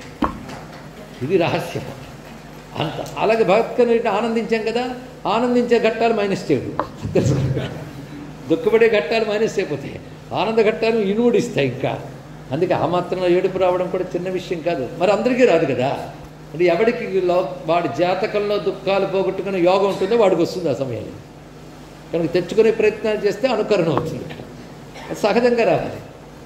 అది రావాలంటే అంత పుణ్యం ఉండాలండి, చిన్న విషయమా. ఒక భాగవతోత్తములు ఒక కథని చెప్తారు, జరిగిన కథే. ఒక ఆయన కృష్ణ కథ చెప్తున్నాడు, చాలామంది వింటున్నారు ఆనందపరవశులై తాదాత్మ్యంతో. ఒక పండితుడు వెళ్తున్నాడు తోవలో, ఊళ్ళో జరుగుతోంది, పండితుడు వెళ్తున్నాడు. పండితుడికి ఒక లక్షణం ఉండింది, నాకు అన్నీ తెలుసు, వీడు చెప్పేది ఏమిటని. ఇది వదలదండి అంత తేలిగ్గా. అందుకే అది అహంకారం, మహాప్రమాదం. మనం చెప్పుకున్నాక కవితాంబ జగదీశ కామయ్యే, అదొకటి మహాప్రమాదం. పైగా ప్రవచనం దగ్గర కూడా చూస్తుంటాం, ఇదివరకు విన్నానండి వీడు చెప్తుంటాడు కింద నుంచి, అలాంటి వాళ్ళు కూడా మేము చూస్తుంటాం. అంటే మీకు చెప్పక్కర్లేదు, మనకు తెలిసని చెప్పడు. ఇక్కడ భగవద్గీతలో అలాంటి లక్షణం కూడా మంచిది కాదు. ఇక్కడ అహంకారాలు అవన్నీ కూడా ఏం చేస్తాం, ఆ పండితుడు అహంకారంతో చూస్తున్నాడు, నేను వినేది ఏంట్లేదు. కానీ కాసేపు నిలబడ్డాడు అక్కడ. చూడండి, ఒక కాసేపు విన్నా అది ఎంత పుణ్యం చేస్తుందో, రోజు రోజుకి ఎలా మార్పు చేస్తుంది. విన్నాడు, వెళ్ళిపోయాడు. రెండో రోజు వచ్చినప్పుడు మరికొన్ని నిమిషాలు ఎక్కువ నిలబడ్డాడు. నిలబడ్డవాడు వీళ్ళందరినీ అబ్జర్వ్ చేస్తున్నాడు. ఇంతమంది కూర్చున్నారు, ఏదో అయి ఉంటుంది అనుకున్నాడు, బాగుంటుంది ఏమన్నా. మూడో రోజు తాను కూర్చున్నాడే కానీ కథ మీద రక్తి లేదు, అతను కలగట్లేదు. ఏం చేస్తాం, కొంతమంది చాలా అవస్థలు పడుతుంటారు, కూర్చుని ఇలా విసుక్కుంటూ చికాకు పడుతూ, ఇదంతా బాధ లేదులని నిద్రపోతూ ఎన్నో ఉంటాయి అవస్థలు. దానికి ఏం చేస్తాం, వీళ్ళందరినీ చూసి భరించేవాడే ప్రవచనకర్త. ఏం చేస్తాం, మళ్ళీ అనకూడదు అంటే దాన్ని వీడియో తీసి వైరల్ చేస్తారు, గోలు పెడతారు. ఇక్కడ ఇలా అన్నాడు, అలా అన్నాడు. ఎవడన్నాడు, వాళ్ళ వర్గం వాళ్ళు వచ్చి క్షమాపణ చెప్పేవారు, వదులుకున్నారు. ఈ దౌర్భాగ్య స్థితి నుంచి దీనికంటే ప్రవచనాలు మనిషి పడుకోవడం పెట్టనుకుంటాడు. ఈ స్థితిని కల్పన చేస్తూ ఉంటారు. సరే, రకరకాలు ఉంటారు. మొత్తానికి పండితుడు ఏం చేశాడంటే, నువ్వు కూర్చున్నవాడు కూర్చోకుండా అబ్జర్వ్ చేస్తున్నాడు అందరినీ. కొంతమందికి ఇది ఏం చెప్తున్నాడో వినరు, మిగిలిన వాళ్ళు ఎలా ఉన్నారో పరిశీలిస్తుంటారు. అక్కడ చూసి ఒక్కొక్కడ కృష్ణ కథ వింటూ తాదాత్మ్యంతో కన్నీళ్లు గారుస్తూ పరవశించిపోతూ ఆహా దండాలు పెడుతూ వింటున్నారు. ఇదేంటి వీళ్ళందరిలాగా పిచ్చోళ్ళలాగా ఏడవడేంటి, ఏముంది అందులో అంతా అనుకుంటున్నాడు వీడు. తర్వాత అహంకారంతో అనుకున్నవాడు మరో రోజు వచ్చి మళ్ళీ చూశాడు. చూశాక అందరూ అలా ఉంటూ ఉంటే తాను ఒక్కడు అలా లేకపోవడం సిగ్గేసింది. అంటే ఎంత ఇంప్రూవ్మెంట్ చేయండి, మొదటి దానికంటే క్రమక్రమంగా ఇంప్రూవ్ అయ్యాడా లేదా. సిగ్గు వేసింది. సిగ్గు వేసి మరుసటి నుంచి తాను ఏడవాలని ప్రయత్నించాడు, రావట్లేదు. కరిగితే కదా, మనసు కరిగితేనే కన్నీరు వస్తుంది, కరగట్లేదు. ఆఖరికి వీళ్ళందరి మధ్య నాకు కన్నీళ్ళు రాకపోవడం బాగోలేదని చెప్పి మరో రోజు టెక్నిక్ చేశాడు. తన ఉత్తరీయానికి కారం పొడి చుట్టుకుని వచ్చి మధ్య మధ్యలో కళ్ళకు అద్దుకుంటున్నట్టు, అంటే కన్నీళ్ళు వస్తాయని. దాంతో నాకు కన్నీళ్ళు వచ్చి తృప్తిపడ్డానికి. ఇది ఒక ఆయన అబ్జర్వ్ చేశాడు, ఆయన ఒక శ్రోత, అందరిని అబ్జర్వ్ చేసేవాళ్ళు కూడా. ఈ పురాణం చెప్పిన ఆయన దగ్గరికి వెళ్ళి, ఏమండి అందరూ కన్నీరు కరుస్తున్నాడని దొంగ ఏడుపేడుస్తున్నాడండి. నీకు ఎలా తెలిసయ్యా అంటే, నేను చూశాను, ఆయనేమో మిరపగుండ పెట్టుకొచ్చి కంటికి అద్దుకుంటూ కన్నీరు చేస్తున్నాడు. ఆయన అడ్రస్ నీకు తెలుసా? తెలుసండి, పక్కేదిలో ఉంటాడని తెలుసండి, కొంచెం ఇస్తావు ఆయన అడ్రస్ని అడిగాడు. ఇచ్చాడు. ఇచ్చిన వెంటనే పొద్దున్నే తాను స్నానం చేసి వెళ్ళి ఆయన ఇంటి తలుపు తట్టాడు. ఆయన తలుపు తీశాడు. ఈ పురాణం చెప్పాను నా ఇంటికి వచ్చాడని ఆశ్చర్యపోతున్నాడు. వెంటనే ఆయన పాదాల మీద పడిపోయాడండి. ఈ పురాణం చెప్పాయని కాళ్ళ మీద పడిపోయాడు. ఏమిటి బాబు నా కాళ్ళ మీద పడిపోయావు అంటే, భగవంతుడి కథ చెప్తున్నప్పుడు చెమరించిన కళ్ళని శిక్షించాలని మీ దగ్గర నేర్చుకున్నానండి నేను. ఎంత గొప్ప భావం ఉంది ఇక్కడ. అంటే భగవత్కథ విని కూడా స్పందించకపోతే ఇంక వాడు బ్రతికెందుకు నేను అనలేదు. ప్రహ్లాదుడు నాడు కంజాక్షణకు గాని కాయంబు కాయమే పవన గుంఫిత చర్మ భస్త్రిగాక వైకుంఠు పొగడని వక్త్రంబు వక్త్రమే ఢమఢమధ్వనితోడి ఢక్కగాక చక్రి చింతలేని జన్మంబు జన్మమే తరళసలిల బుద్భుదంబుగాక. చెప్పాడే లేదా? అది భగవంతునికే ఈ శరీరం వినియోగించినప్పుడు అది వ్యర్థమనే మాట అంత గట్టిగా చెప్పాడు ఇక్కడ. అందుకే భగవత్ కథ విన్నప్పుడు ఈ స్థితి కలిగితే, అంటే భగవంతుడు నామగ్రహణే, కథ వినడం కాదు, గంట సేపు కూర్చొని కథ వింటే తాదాత్మ్యం కలగడం కాదండి. అని పేరు నీకు సోకితే చాలు. ఆ సోకితే అనే మాట అంత గొప్ప మాట. మనసుకు సోకినా, నోటికి సోకినా, చెవికి సోకినా ఆ తాదాత్మ్య భూమికి కలగాలి. అది గొప్ప భక్తి. ఆ భక్తి లభిస్తే చాలయ్యా అంటున్నాడు. అలాంటి భక్తుల్లో ప్రహ్లాదుడు వరకుడు. ప్రతిరోజు ప్రహ్లాదుడు వస్తూనే ఉన్నాడు. వైకుంఠ చింతా వివర్జిత చేష్టుడై ఒక్కడు నేడుచు నొక్క చోట అశ్రాంత హరిభావనారూఢ చిత్తుడై ఉద్ధతుడై పాడు నొక్క చోట విష్ణుడింతేయ కాని వేరెండు లేదని ఒత్తిలి నగుచుండు నొక్క చోట నలినాక్షుడని నిధానము కంటి నేనని ఉబ్బి గెంతులు వేయిచ నొక్క చోట పలుకు నొక్క చోట పరమేశు కేశవు ప్రణయ హర్ష సలిల జనిత బాష్ప సలిల మిలిత పులక దేహుడై నిమీలిత నేత్రుడై అని వర్ణిస్తాడు. అంటే ఆయన స్థితి ఎలా ఉన్నదంటే ఒక్కడొక చోట కూర్చుని ఏడుస్తుంటాడు ఒక్కొక్కప్పుడు. ఎందుకు ఏడుస్తున్నాడంటే వైకుంఠ చింతా వివర్జిత చేష్టుడే. అయ్యో ఇవాళ విష్ణు చింతన చేయలేకపోయేనే నేను ఏడుస్తాడు. అంటే విష్ణువుని మర్చిపోయి నేర్చేయడంటే అర్థం ఏంటి? మర్చిపోలేదని అర్థం. కానీ వైకుంఠ చింతా వివర్జిత చేష్టుడై ఒక్కడు నేడుచున్నొక్క చోట. అంతేకాదు అశ్రాంత హరిభావనారూఢ చిత్తుడై అలా భావన గాఢమైపోగానే ఎలుగెత్తి నారాయణ హరే కృష్ణ అని అంటున్నాడు ఇక్కడ. అందుకే ఉద్ధతుడై పాడు నొక్క చోట. పైగా కృష్ణుడు సర్వవ్యాపకుడు, ఆ శాస్త్రంలో చెప్తున్నారు. కానీ ఇక్కడ అక్కడ అంతటా కృష్ణుడే ఉన్నాడు అనగానే అనుభూతి కలిగి విష్ణుడు ఇంతయ్య కాని వేరెండు లేదని ఒత్తిలి నగుచుండు నొక్క చోట. అన్ని చోట్ల విష్ణు ఉన్నాడు, కష్టమేం కాదు అని ఒక్కసారి నవ్వుకుంటున్నాడు. ఇంకొక చోటకు వచ్చేటప్పటికల్లా అంటే ఒక్కొక్క రోజు ఒక్కొక్క స్థితిలో ఒక్కొక్క భావన వ్యక్తమవుతుంది చూడండి. ఒకసారి ఏడుస్తాడు, ఒకసారి నవ్వుతాడు, ఒకసారి గెంతులు వేస్తాడు. నలినాక్షుడను నిధానము కంటి నేనని. ఒక బంగారు గని మనకు దొరికిందనుకోండి, ఊరుకుంటామా? మూర్చపోతాం, అది గెంతుతాం, రెండిట్లో ఏదే చేస్తాం. అలాగే విష్ణు అనే నిధి నాకు దొరికింది, ఎంత గొప్ప నిధి నాకు దొరికింది అని చెప్పి ఉబ్బి గెంతులు వేయిచున్న ఒక్క చోట. మరొక చోట కేశవనామాలు పలుకుతూ కనుల నీళ్లు కార్చుతూ ఒళ్ళు పులకించిపోయి కూర్చున్నాడు అని ప్రహ్లాదుడి యొక్క వివిధ భూమికల్ని వర్ణిస్తాడు భాగవతంలో. ఇవన్నీ ఒకటే ఎక్స్ప్రెషన్స్ కావచ్చు చూడండి, ఒక్కొక్కటి ఒక్కొక్క ఎక్స్ప్రెషన్ అన్నాడు ఇక్కడ. ఇది ఎలా జరుగుతుంది అంటే, ఈ శరీరం పంచభూతాలతో కూడి ఉన్నది కదా. ముందు భగవన్నామగ్రహణే, నామం గ్రహించగానే అది నీ భావంలోకి వెళ్తాం. కృష్ణ అనగానే ఎవడు స్ఫురిస్తున్నాడు? కృష్ణుడే స్ఫురిస్తున్నాడు. ఆ పరమాత్మపై నీకున్న ప్రేమ, ఆయన అఖండమైన స్వరూపాన్ని నీ మనస్సులో మెదిలేలా చేస్తుంది. ఆయన లీలలు, ఆయన మహిమ, ఇవన్నీ ఒక్కసారి స్ఫురించగానే ఆ మెదడు ఈ ఇంద్రియముల ద్వారా గ్రహించి ఒక్కసారి అది భావంలోకి తీసుకెళ్ళిపోతుంది. ఆ భావం అది నిలబడిపోతుంది. అది భావప్రాప్తి అన్న, భావ తాదాత్మ్యం అన్న, భావభక్తి అన్న అదే. ఆ భావస్థితి కలిగిన తర్వాత ఏమవుతుందంటే అది ప్రాణం మీద ప్రభావం చూపిస్తుంది. భావానికి ప్రాణానికి ప్రభావం. ప్రాణం అనగానే వాయువు, వెంటనే ఊపిరిలో మార్పు వస్తుంది. అందుకే వాళ్ళు ఊపిరిలో ఎగశ్వాస తీయడాలు, ఒక్కొక్కసారి ఊపిరిలో స్తబ్దీభూతం కూడా అయిపోతుంది. ఎక్స్ప్రెషన్స్ కూడా డిఫరెంట్ లెవెల్స్లో డిఫరెంట్ లాగా ఉంటాయి. ఒక్కొక్కసారి ఊపిరి ఎగశ్వాస తీస్తాడు, ఒకసారి స్తబ్దీభూతం అయిపోతుంది. అందుకే నిశ్చలంగా కూడా ఉండిపోవచ్చు, ఒక్కొక్కసారి కర్ర కట్టినట్టు ఉండిపోతాడు. అది ప్రాణంలో ఊపిరిలో వచ్చిన మార్పు. దాని తర్వాత దేహం పృథ్వీతత్వంలో మార్పు వస్తుంది, అంటే శరీరంలో మార్పు వస్తుంది. ఆ శరీరం పులకించిపోతుంది లేదా స్తబ్దీభూతం అయిపోతుంది. అలా నిలబడిపోవచ్చు కూడా, స్తంభించినట్టు. అంటే పృథ్వీతత్వంలో మార్పు వచ్చింది, వాయుతత్వం, పృథ్వీతత్వం. శరీరం లోపల రంగు మారుతుంది. కొంతకు వాళ్ళకు శరీరం ఎర్రబడిపోవడం ఇత్యాదులు కలుగుతాయి. ఆ మార్పు అగ్నితత్వంలో మార్పు. శరీరంలో ఉష్ణోగ్రతల్లో కూడా మార్పులు వస్తాయి, అది అగ్ని మార్పు. ఇక తర్వాత కనుల అశ్రువులు రాలుతాయి, జలతత్వంలో మార్పు. తర్వాత హృదయం అనే ఆకాశం నిండా పరమాత్మ నిండిపోతుంటాడు. అంటే పంచభూత ప్రకృతి మారిపోతుంది వాడికి. అంటే మనస్సులో భగవద్భావన ప్రవేశించగానే అది ప్రాణంలోకి అంటే ఊపిరిలోకి ఇతర భూతముల్లోకి మారి శరీరం ప్రత్యణువులో పంచభూత శరీరం అంతా కూడా మార్పు చెందవచ్చు. ఈ పంచభౌతిక శరీరం అంతా మార్పు చెందిపోయి ఆ శరీరం ఏమైపోతుంది, ఇప్పుడు భగవన్మయమైపోయింది. ఆ స్థితి రావడం సామాన్యం కాదు. శరీరం అటువంటి స్థితిలో ఉండాలి అని వర్ణిస్తున్నారు. ఈ స్థితి పొందిన వారిని మహానుభావులు అంటారంటాడు త్యాగిగా.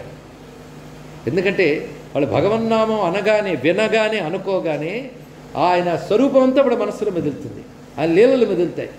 దానితో ఆ లీలల్లో ఎన్ని ఆనందాలు ఉన్నాయి. ఆ నడలు అంటే ఆయన చరిత్ర లీలలు హొయ్యలతో ఉంటాయి. హొయ్యలు మీర నడలు గల్గు సరస్సుని సదా కనుల జూచుచు. కనుల జూచుచు అంటే హృదయం అనే నేత్రంతో చూస్తూ పులక శరీరులై ఆనంద పయోధి నిమగ్నులై ముదమ్మునను యశము గలవారు ఎందరో మహానుభావులు అన్నాడు. వారు మహానుభావులయ్యా అన్నాడు. అలాంటి మహానుభావుడిని అయిపోవాలి నేను అంటున్నా చైతన్య మహాప్రభు. ఇక్కడ నిజానికి ఆయన స్థితిలో ఉన్నాడండి, కానీ కావాలంటున్నా అంటే అర్థం ఆ స్థితి ఎప్పుడు నిలబడిపోవాలి అని కోరుకుంటున్నాడు. ఇదే విషయాన్ని త్యాగయ్య మరొక కీర్తనలో కూడా చెప్తాడు. నేను అడిగేది ఏంటంటే, ఒక బంటు రీతి కొలువియ్యవయ్యా, నాకు ఇంకేం అక్కర్లేదు, ఒక బంటులాగా ఉండాలి. ఆ బంటు ఎలా ఉంటాడంటే రోమాంచమనే ఘనకంచుకు. బంట్రోతుకి ఒక యూనిఫార్మ్ ఉంటుంది, ఒక చొక్కా వేసుకోవాలి. నాకు ఏ డ్రెస్ ఇస్తామంటే ఒళ్ళు పులకించడమే డ్రెస్. రోమాంచమనే ఘనకంచుకము రామభక్తుడని ముద్ర బిళ్ళయు. ఎవడైనా చూస్తే ఒరే వీడు రామభక్తుడురా అంటే భక్తుడు పులకించిపోతాడు. ఎందుకంటే వీడికి నన్ను చూస్తే రాముడు వాడు అంటున్నాడంటే నేను రాముడు వాడిని అనమాట. అదే రామభక్తుడని ముద్ర బిళ్ళయు. రామనామం అనే వరఖడ్గము. చేతిలో ఎప్పుడు ఖడ్గం పట్టుకున్నట్టు బంట్రోజు చేతిలో ఒక ఆయుధం ఉంటుంది, నాకు ఎప్పుడు రామనామం ఉంది. ఇలా నీకు బంటుగా ఉండి కొలువియ్యవయ్యా అని అడిగాడు చూడండి. కనుక ఆ స్థితి సామాన్యమా? ఆయన పేరు తలుచుకోగానే ఆ స్థితి కనుల ఆనందాస్త్రములు రాలుట, ఒళ్ళు పులకించుట, గొంతు బొంగురు పోవుట. ఈ మహానుభావుడికి ఇంకా రకరకాల స్థితులు కలిగేవని శాస్త్రంలో చెప్తారు. చైతన్య మహాప్రభుకి ఒక్కొక్కసారి మూర్ఛపై కింద పడిపోయేవాడు, దొర్లిపోయేవాడు, అశ్రువులు రావడం సామాన్యం ఎప్పుడూ జరిగేది. అంతే కదా, ఒక్కొక్కసారి ఆ ఆనందపార స్థితిలో జ జ జ జ జ గ జగ అని అలా గొంతు బొంగురిపోయాడు, తెరపడిపోయాడు. ఆ స్థితిని వర్ణించారండి. ఎటువంటి స్థితి అండి ఆయనకి ఇక్కడ? ఆ జగన్నాథ శబ్దం కూడా తడబడిపోతూ నోటి నుంచి వచ్చేది ఇక్కడ. అలాంటి రకరకాల భూమికలు, వీటిని సాత్వికోద్రేకము అంటారు. ఇక్కడ ఈ సాత్వికోద్రేకం భక్తిలో ఒక దశకి వెళ్ళక వస్తుందయ్యా అన్నాడు. సాత్విక భావసిద్ధి సామాన్యం కాదు. ఇంకా ఇక్కడ వారు వాసిన పారిభాషిక పదాలు, టెర్మినాలజీ చాలా ఉంది, కానీ నేను అవన్నీ చెప్పి మిమ్మల్ని భయపెట్టకూడదని చెప్పలేదు. కానీ ఇది సైన్స్కి అది చెప్పారండి. భక్తిలో ఒక్కొక్క భూమిక క్రమంగా గౌణ భక్తి నుంచి ప్రేమ భక్తిలోకి పరిణమించగానే ఆ ప్రేమ భక్తి సిద్ధిస్తే వాళ్ళు ఇన్ని రకాల భూమికలు ఉంటాయి. అయితే ఇది అందరికీ రాదు.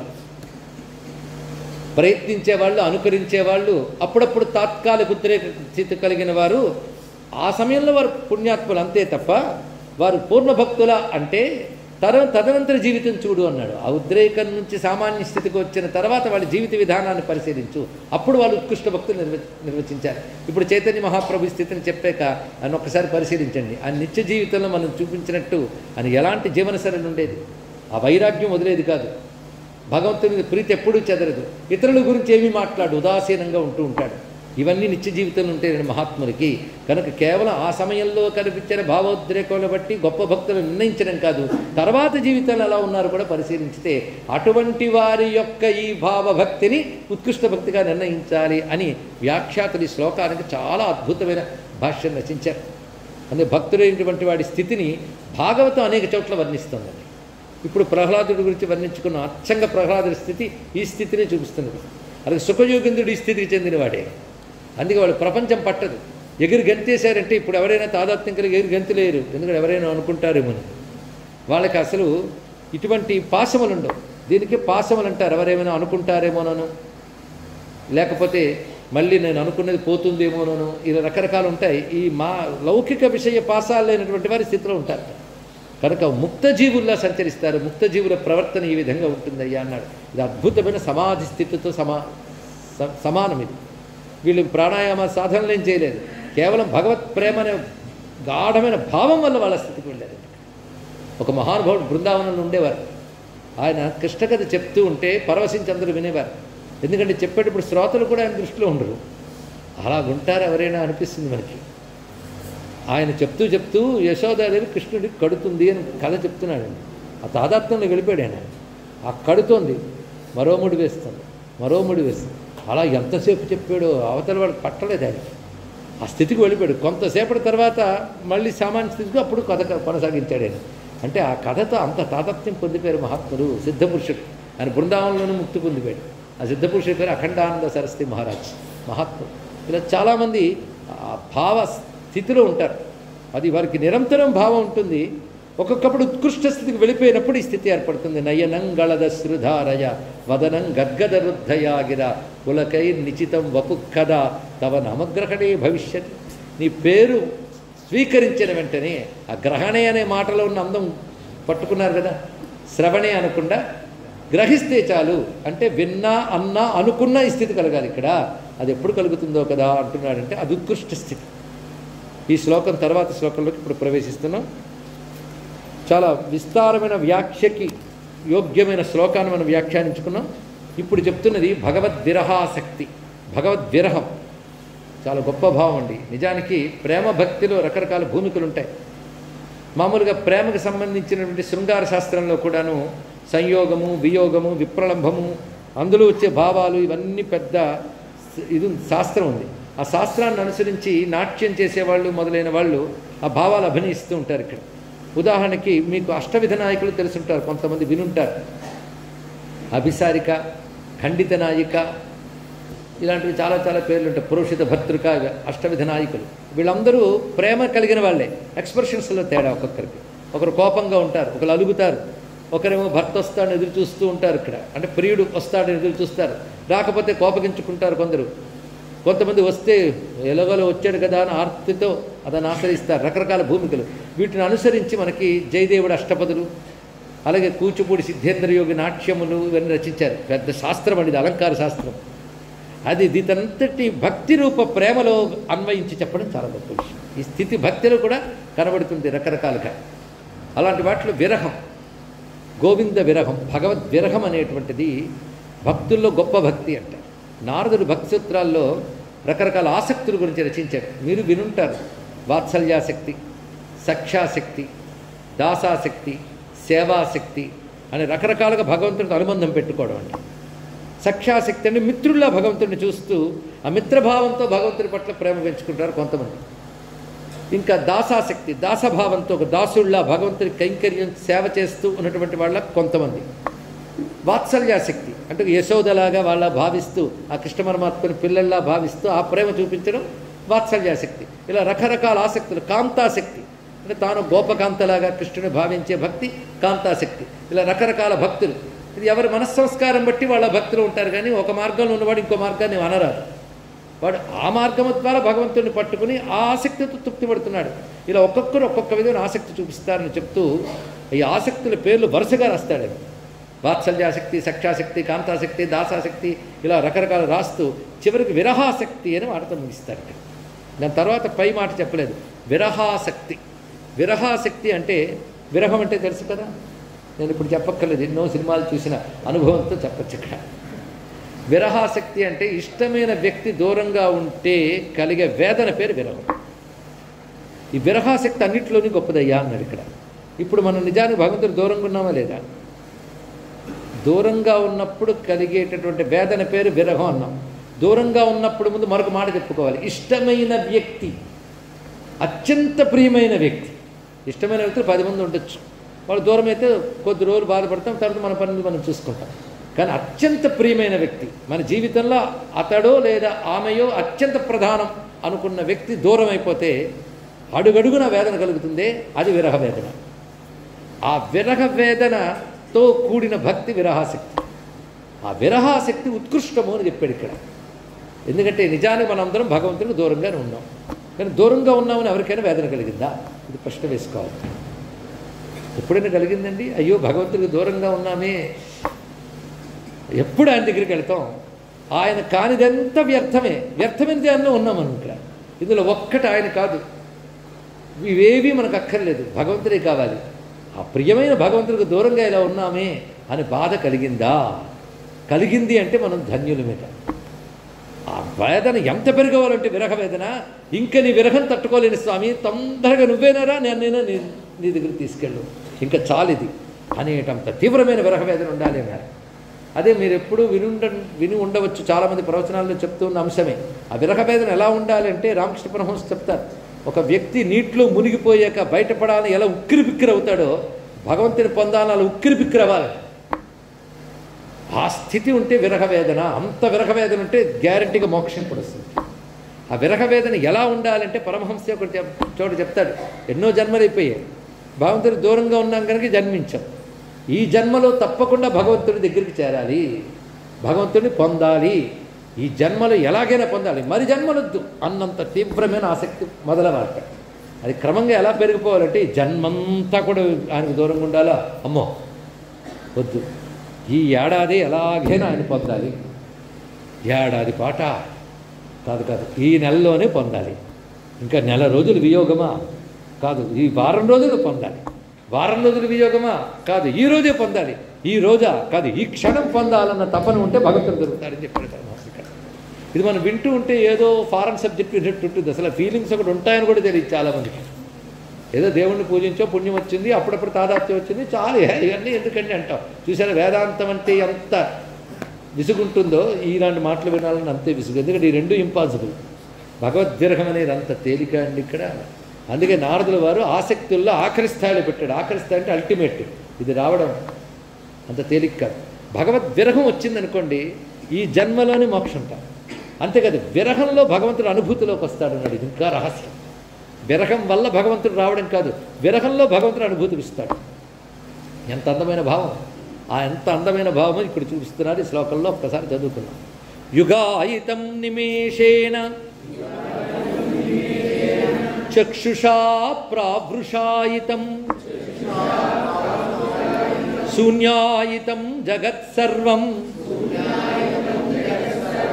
గోవింద విరహేణ మే. నాకు గోవిందుని విరహం తట్టుకోలేనంత స్థితిలో ఉన్నది. ఈ విరహం వల్ల నా పరిస్థితి ఎలా ఉన్నదంటే నిమేషాలు, ఒక్కొక్క నిమిషం నాకు 10,000 యుగాల్లో గడుస్తుంది. అంటే ఎవరికైనా వియోగం ఏర్పడినప్పుడు వాడు 10 రోజుల్లో వస్తాడంటే ఒక్కొక్క రోజు ఒక్కొక్క సంవత్సరాల్లో గడుస్తుంటాయి, బరువుగా గడుస్తుంటాయి. ఇలాంటివి మనం సాధారణ ప్రేమ గీతాల్లో వింటూ ఉంటాం. క్షణం కూడా పెద్ద యుగంలా ఉంది అని అక్కడ. ఇది భగవత్ ప్రేమలో దీన్ని అన్వయించబడుతుంది. ఇప్పుడు లౌకిక ప్రేమలో చూపించే అంశాలన్నీ కూడా భగవత్ ప్రేమలోకి మనం చూస్తున్నాం. లౌకిక ప్రేమలోకి వచ్చేవన్నీ చంచలమైనవి, అల్పమైనవి. భగవంతుని వైపు వెళ్ళేది ఉత్కృష్టమైనది, స్థిరమైనది, దివ్యమైనది. అంతే కదండి ఇక్కడ. అంటే మనలో ఉన్న భావాలే ప్రపంచం వైపు తిప్పడమా, పరమాత్మ వైపు తిప్పడమా ఆలోచించడం. లోకంలో ఒక ప్రియమైన వస్తువు వైపు తిప్పి అది కావాలని తపన పడిపోవడం మనం చూస్తాం. అదే భావం భగవంతుని మీద చూపిస్తాడు భక్తుడు. ప్రియమైన వస్తువు ఎవడు? భగవంతుడు. ఆయన కావాలని తపన పడతాడు. ఈ వస్తువుకి ప్రియమైన దానికి దూరం అయ్యే కదా అని వేదన పడతాడు లౌకికుడు. భగవంతునికి దూరం అయ్యేం కదా వేదన పడతాడు భక్తుడు. అంటే ఇవే భావాలు అడి తిప్పాడు. ఏమి ఎటుంటే ఏముందండి? కాదండి బాబు, వానచునుకు ఇసుక నేలలో పడితే ప్రయోజనం లేదు, సారవంతమైన నేల మీద పడితే ప్రయోజనం. ఇంకా చెప్పాలి అంటే ముత్యపు చెప్పులో పడితే ఇంకా ప్రయోజనం. కనుక మన భావాలు పరమాత్మని ముత్యపు చెప్పులో పడితే ముత్యమైపోతాయండి. చిన్న విషయం కాదు, అటుపడాలి. అందుకే అన్నమయ్య అంటాడు, వనను దిక్కురిసిన వానలివి మతి పనిలేని పనుల భారములు, అడవుల వెన్నెల లారడి బ్రతుకులు తడితాకుల పరితాపములు, ఒడలొసగిన హరి నొల్లని బ్రతుకులు అంటాడు. ఒడలొసగిన హరి, ఈ తనువుని వాటిని ఇచ్చిన హరిని వల్లకుండా అంటే ఆయన వైపు బుద్ధి పెట్టకుండా ప్రపంచక విషయాల వైపే బుద్ధులు తిప్పేవాళ్ళు బ్రతుకులు ఎలాంటివి అంటే అడవుల కాచిన వెన్నెలలు, సముద్రంలో కురిసిన వానలు అన్నాడు. సముద్రంలో కురిసిన వానల వల్ల ప్రయోజనం ఏముంది? ఆ సారవంతమైన నేల మీద కురిసిన వానకి ప్రయోజనం. అలాగే సారవంతమైన భగవంతునిపైన మన భావాలు, మన ప్రేమలు తిరిగితే అవి ప్రయోజనం వస్తాయి. కానీ ఏ భావాలు మనం ప్రేమ, విరహం అనేది లౌకిక విషయాల పట్ల చూపిస్తామో అది భగవద్ విషయానికి వెళ్ళేటప్పుడు యోగం అయిపోయింది. చూడండి ఇక్కడ ఆ యోగం వర్ణిస్తున్నాడు. ఆ యోగంలో నిమేషేన, నిమేషం అంటే మనం అనుకున్న 1 minute సెకండ్ కాదు, కనురెప్పపాటు కాలము నిమేషము. ఒక కనురెప్పపాటు కాలము 10,000 యుగాల్లో ఉందయ్యా నీ విరహంతో నాకు తట్టుకోలేకపోతుంది. అదేవిధంగా చక్షుషా ప్రావృషాయుధం, ప్రావృషం అంటే నిండు వర్షాకాలం, శ్రావణ భాద్రపదాలు. నీ వియోగంలో నా 2 కళ్ళు కూడా శ్రావణ మేఘాల్లో అయిపోయాయి.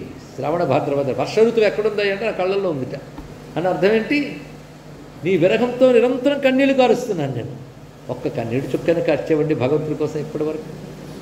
అందుకే పరమహంస చాలామందికి ఎక్కువ ప్రసిద్ధిగా తెలుసు అనుకుంటాను. పరమహంస చెప్పిన ఈ మాట, రామకృష్ణ పరమహంస చైతన్య మహాప్రభు ఒకే స్థాయి వారండి. ఆదిశంకర భగవత్పాల్ వారు పరమహంస కూడా ఒకే స్థాయి వారు. రామకృష్ణ పరమహంస ఈ భక్తిలో పిచ్చుకుపోయేవాడు. ఆయన వద్ద ఒక ఆయన వచ్చి అడిగాడు, ఎవడు దేవుణ్ణి చూడొచ్చా అని. చూడొచ్చు అన్నాడు. ఇక్కడ ఎలా చూడొచ్చండి? ఏడవాలన్నాడు. ఏడవాలా? అవునయ్యా, నేను ఏడ్చి చూశాను తెలుసా మీకు. కాళీమాత కనబడడం కోసం ఎంత ఏడ్చాను అనుకున్నావు.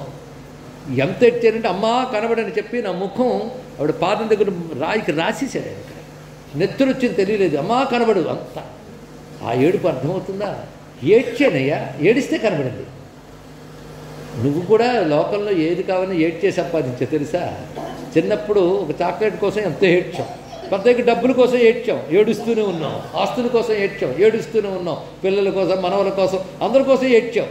కానీ భగవంతుడు ఒక్క కన్నీరైనా కార్చేవా అని అడిగాడు. ఒక్క కన్నీటి బొట్టు కార్చేవా? ఆయన కోసం కానీ ఒక్క కన్నీటి బొట్టు కార్చితే అది ముత్యం చేసుకుని తీసుకుంటాడు తెలుసా. ఇక్కడ అందుకే కృష్ణశాస్త్రి గారు మాట అంటారు, కురియుమురా కన్నీటిని మరి మరి విలపింపుమురా, సరము గుర్చి పరమేశ్వరుడు దాల్చునురా పాపి. ఏడబయ్యా నీ కన్నీటి చుక్కలు ముత్యాలమాల చేసుకుని భగవంతుని మెళ్ళలో వేసుకుంటాడు. ఆయన కోసం ఏడ్చే ఏడుపు సార్థకం, మిగిలిన వాళ్ళ కోసం ఏడ్చే ఏడుపులు ఏడుపులే. అందుకే మన డబ్బు కోసమో దేనికోసమో ఏడిస్తే అది చూసేవారికి అసహ్యంగా ఉంటుంది. కానీ భగవంతుడి కోసం ఏడిస్తే అది సంగీతం అయిపోతుంది. ఒక త్యాగయ్య ఏడుపు కీర్తన అయింది, మీరాబాయి ఏడుపు గానమైంది, అవి మనకు సంగీతం అయిపోయి చూసారా. అందుకే భగవంతుడి కోసం ఏడవడం కూడా అందమే.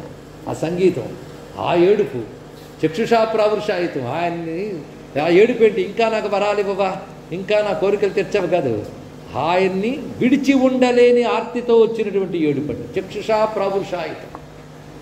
పోని జగత్తులో ఏవైనా ఆనందమైన వస్తువు ఉందా? శూన్యాయుతం జగత్ సర్వం. నా ముల్లోకాలు శూన్యంగా కనబడుతున్నా నువ్వు లేకపోయేటప్పటికల్లా. కనుక స్వామి నీ విరహంతో నాకు కనురెప్ప పాటుకాలం 10,000 యుగాల బరువుగా ఉన్నదయ్యా. నా కళ్ళు శ్రావణం భాద్రపద వర్ష ఋతువు మేఘాల్లాగైపోయే జగమంతా శూన్యంగా కనబడుతుంది నీ విరహంతో. ఏ విరహం? గోవింద విరహం. గొప్ప మాట వేశాడండి, గోవింద విరహం. ఈ విరహం తెలియాలంటే మళ్ళీ మా గోపికలే ఇక్కడ వాళ్ళ ఆచార్యులు వాళ్ళు. ఆ గోపికలు కృష్ణ పరమాత్మతో ఆ బృందావనంలో ఆ శరత్పూర్ణమి కూడా విహరించారు. విహరిస్తున్నవాడు ఒక్కసారి అంతర్ధానం అయిపోయాడు. అంతవరకు విహరించి ఆనందం కలిగించగానే మా అంత భాగ్యవంతులు లేరు కదా అనుకుంటూ వాడు మురిసిపోతూ ఉంటే ఒక్కసారి భయమైపోయాడు.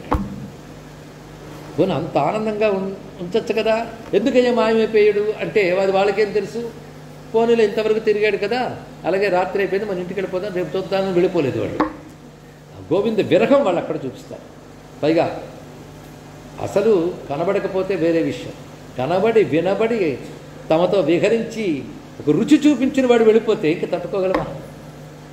అదేవిధంగా ఒకప్పుడు ఒక దాసీపుత్రుడిగా ఉన్నటువంటి ఒక ఆయన వాళ్ళ అమ్మతో పాటు ఋషులు వచ్చి మహాత్ములు వచ్చి చాతుర్మాస్యం చేస్తూ ఉంటే సేవకి వెళ్ళాడు.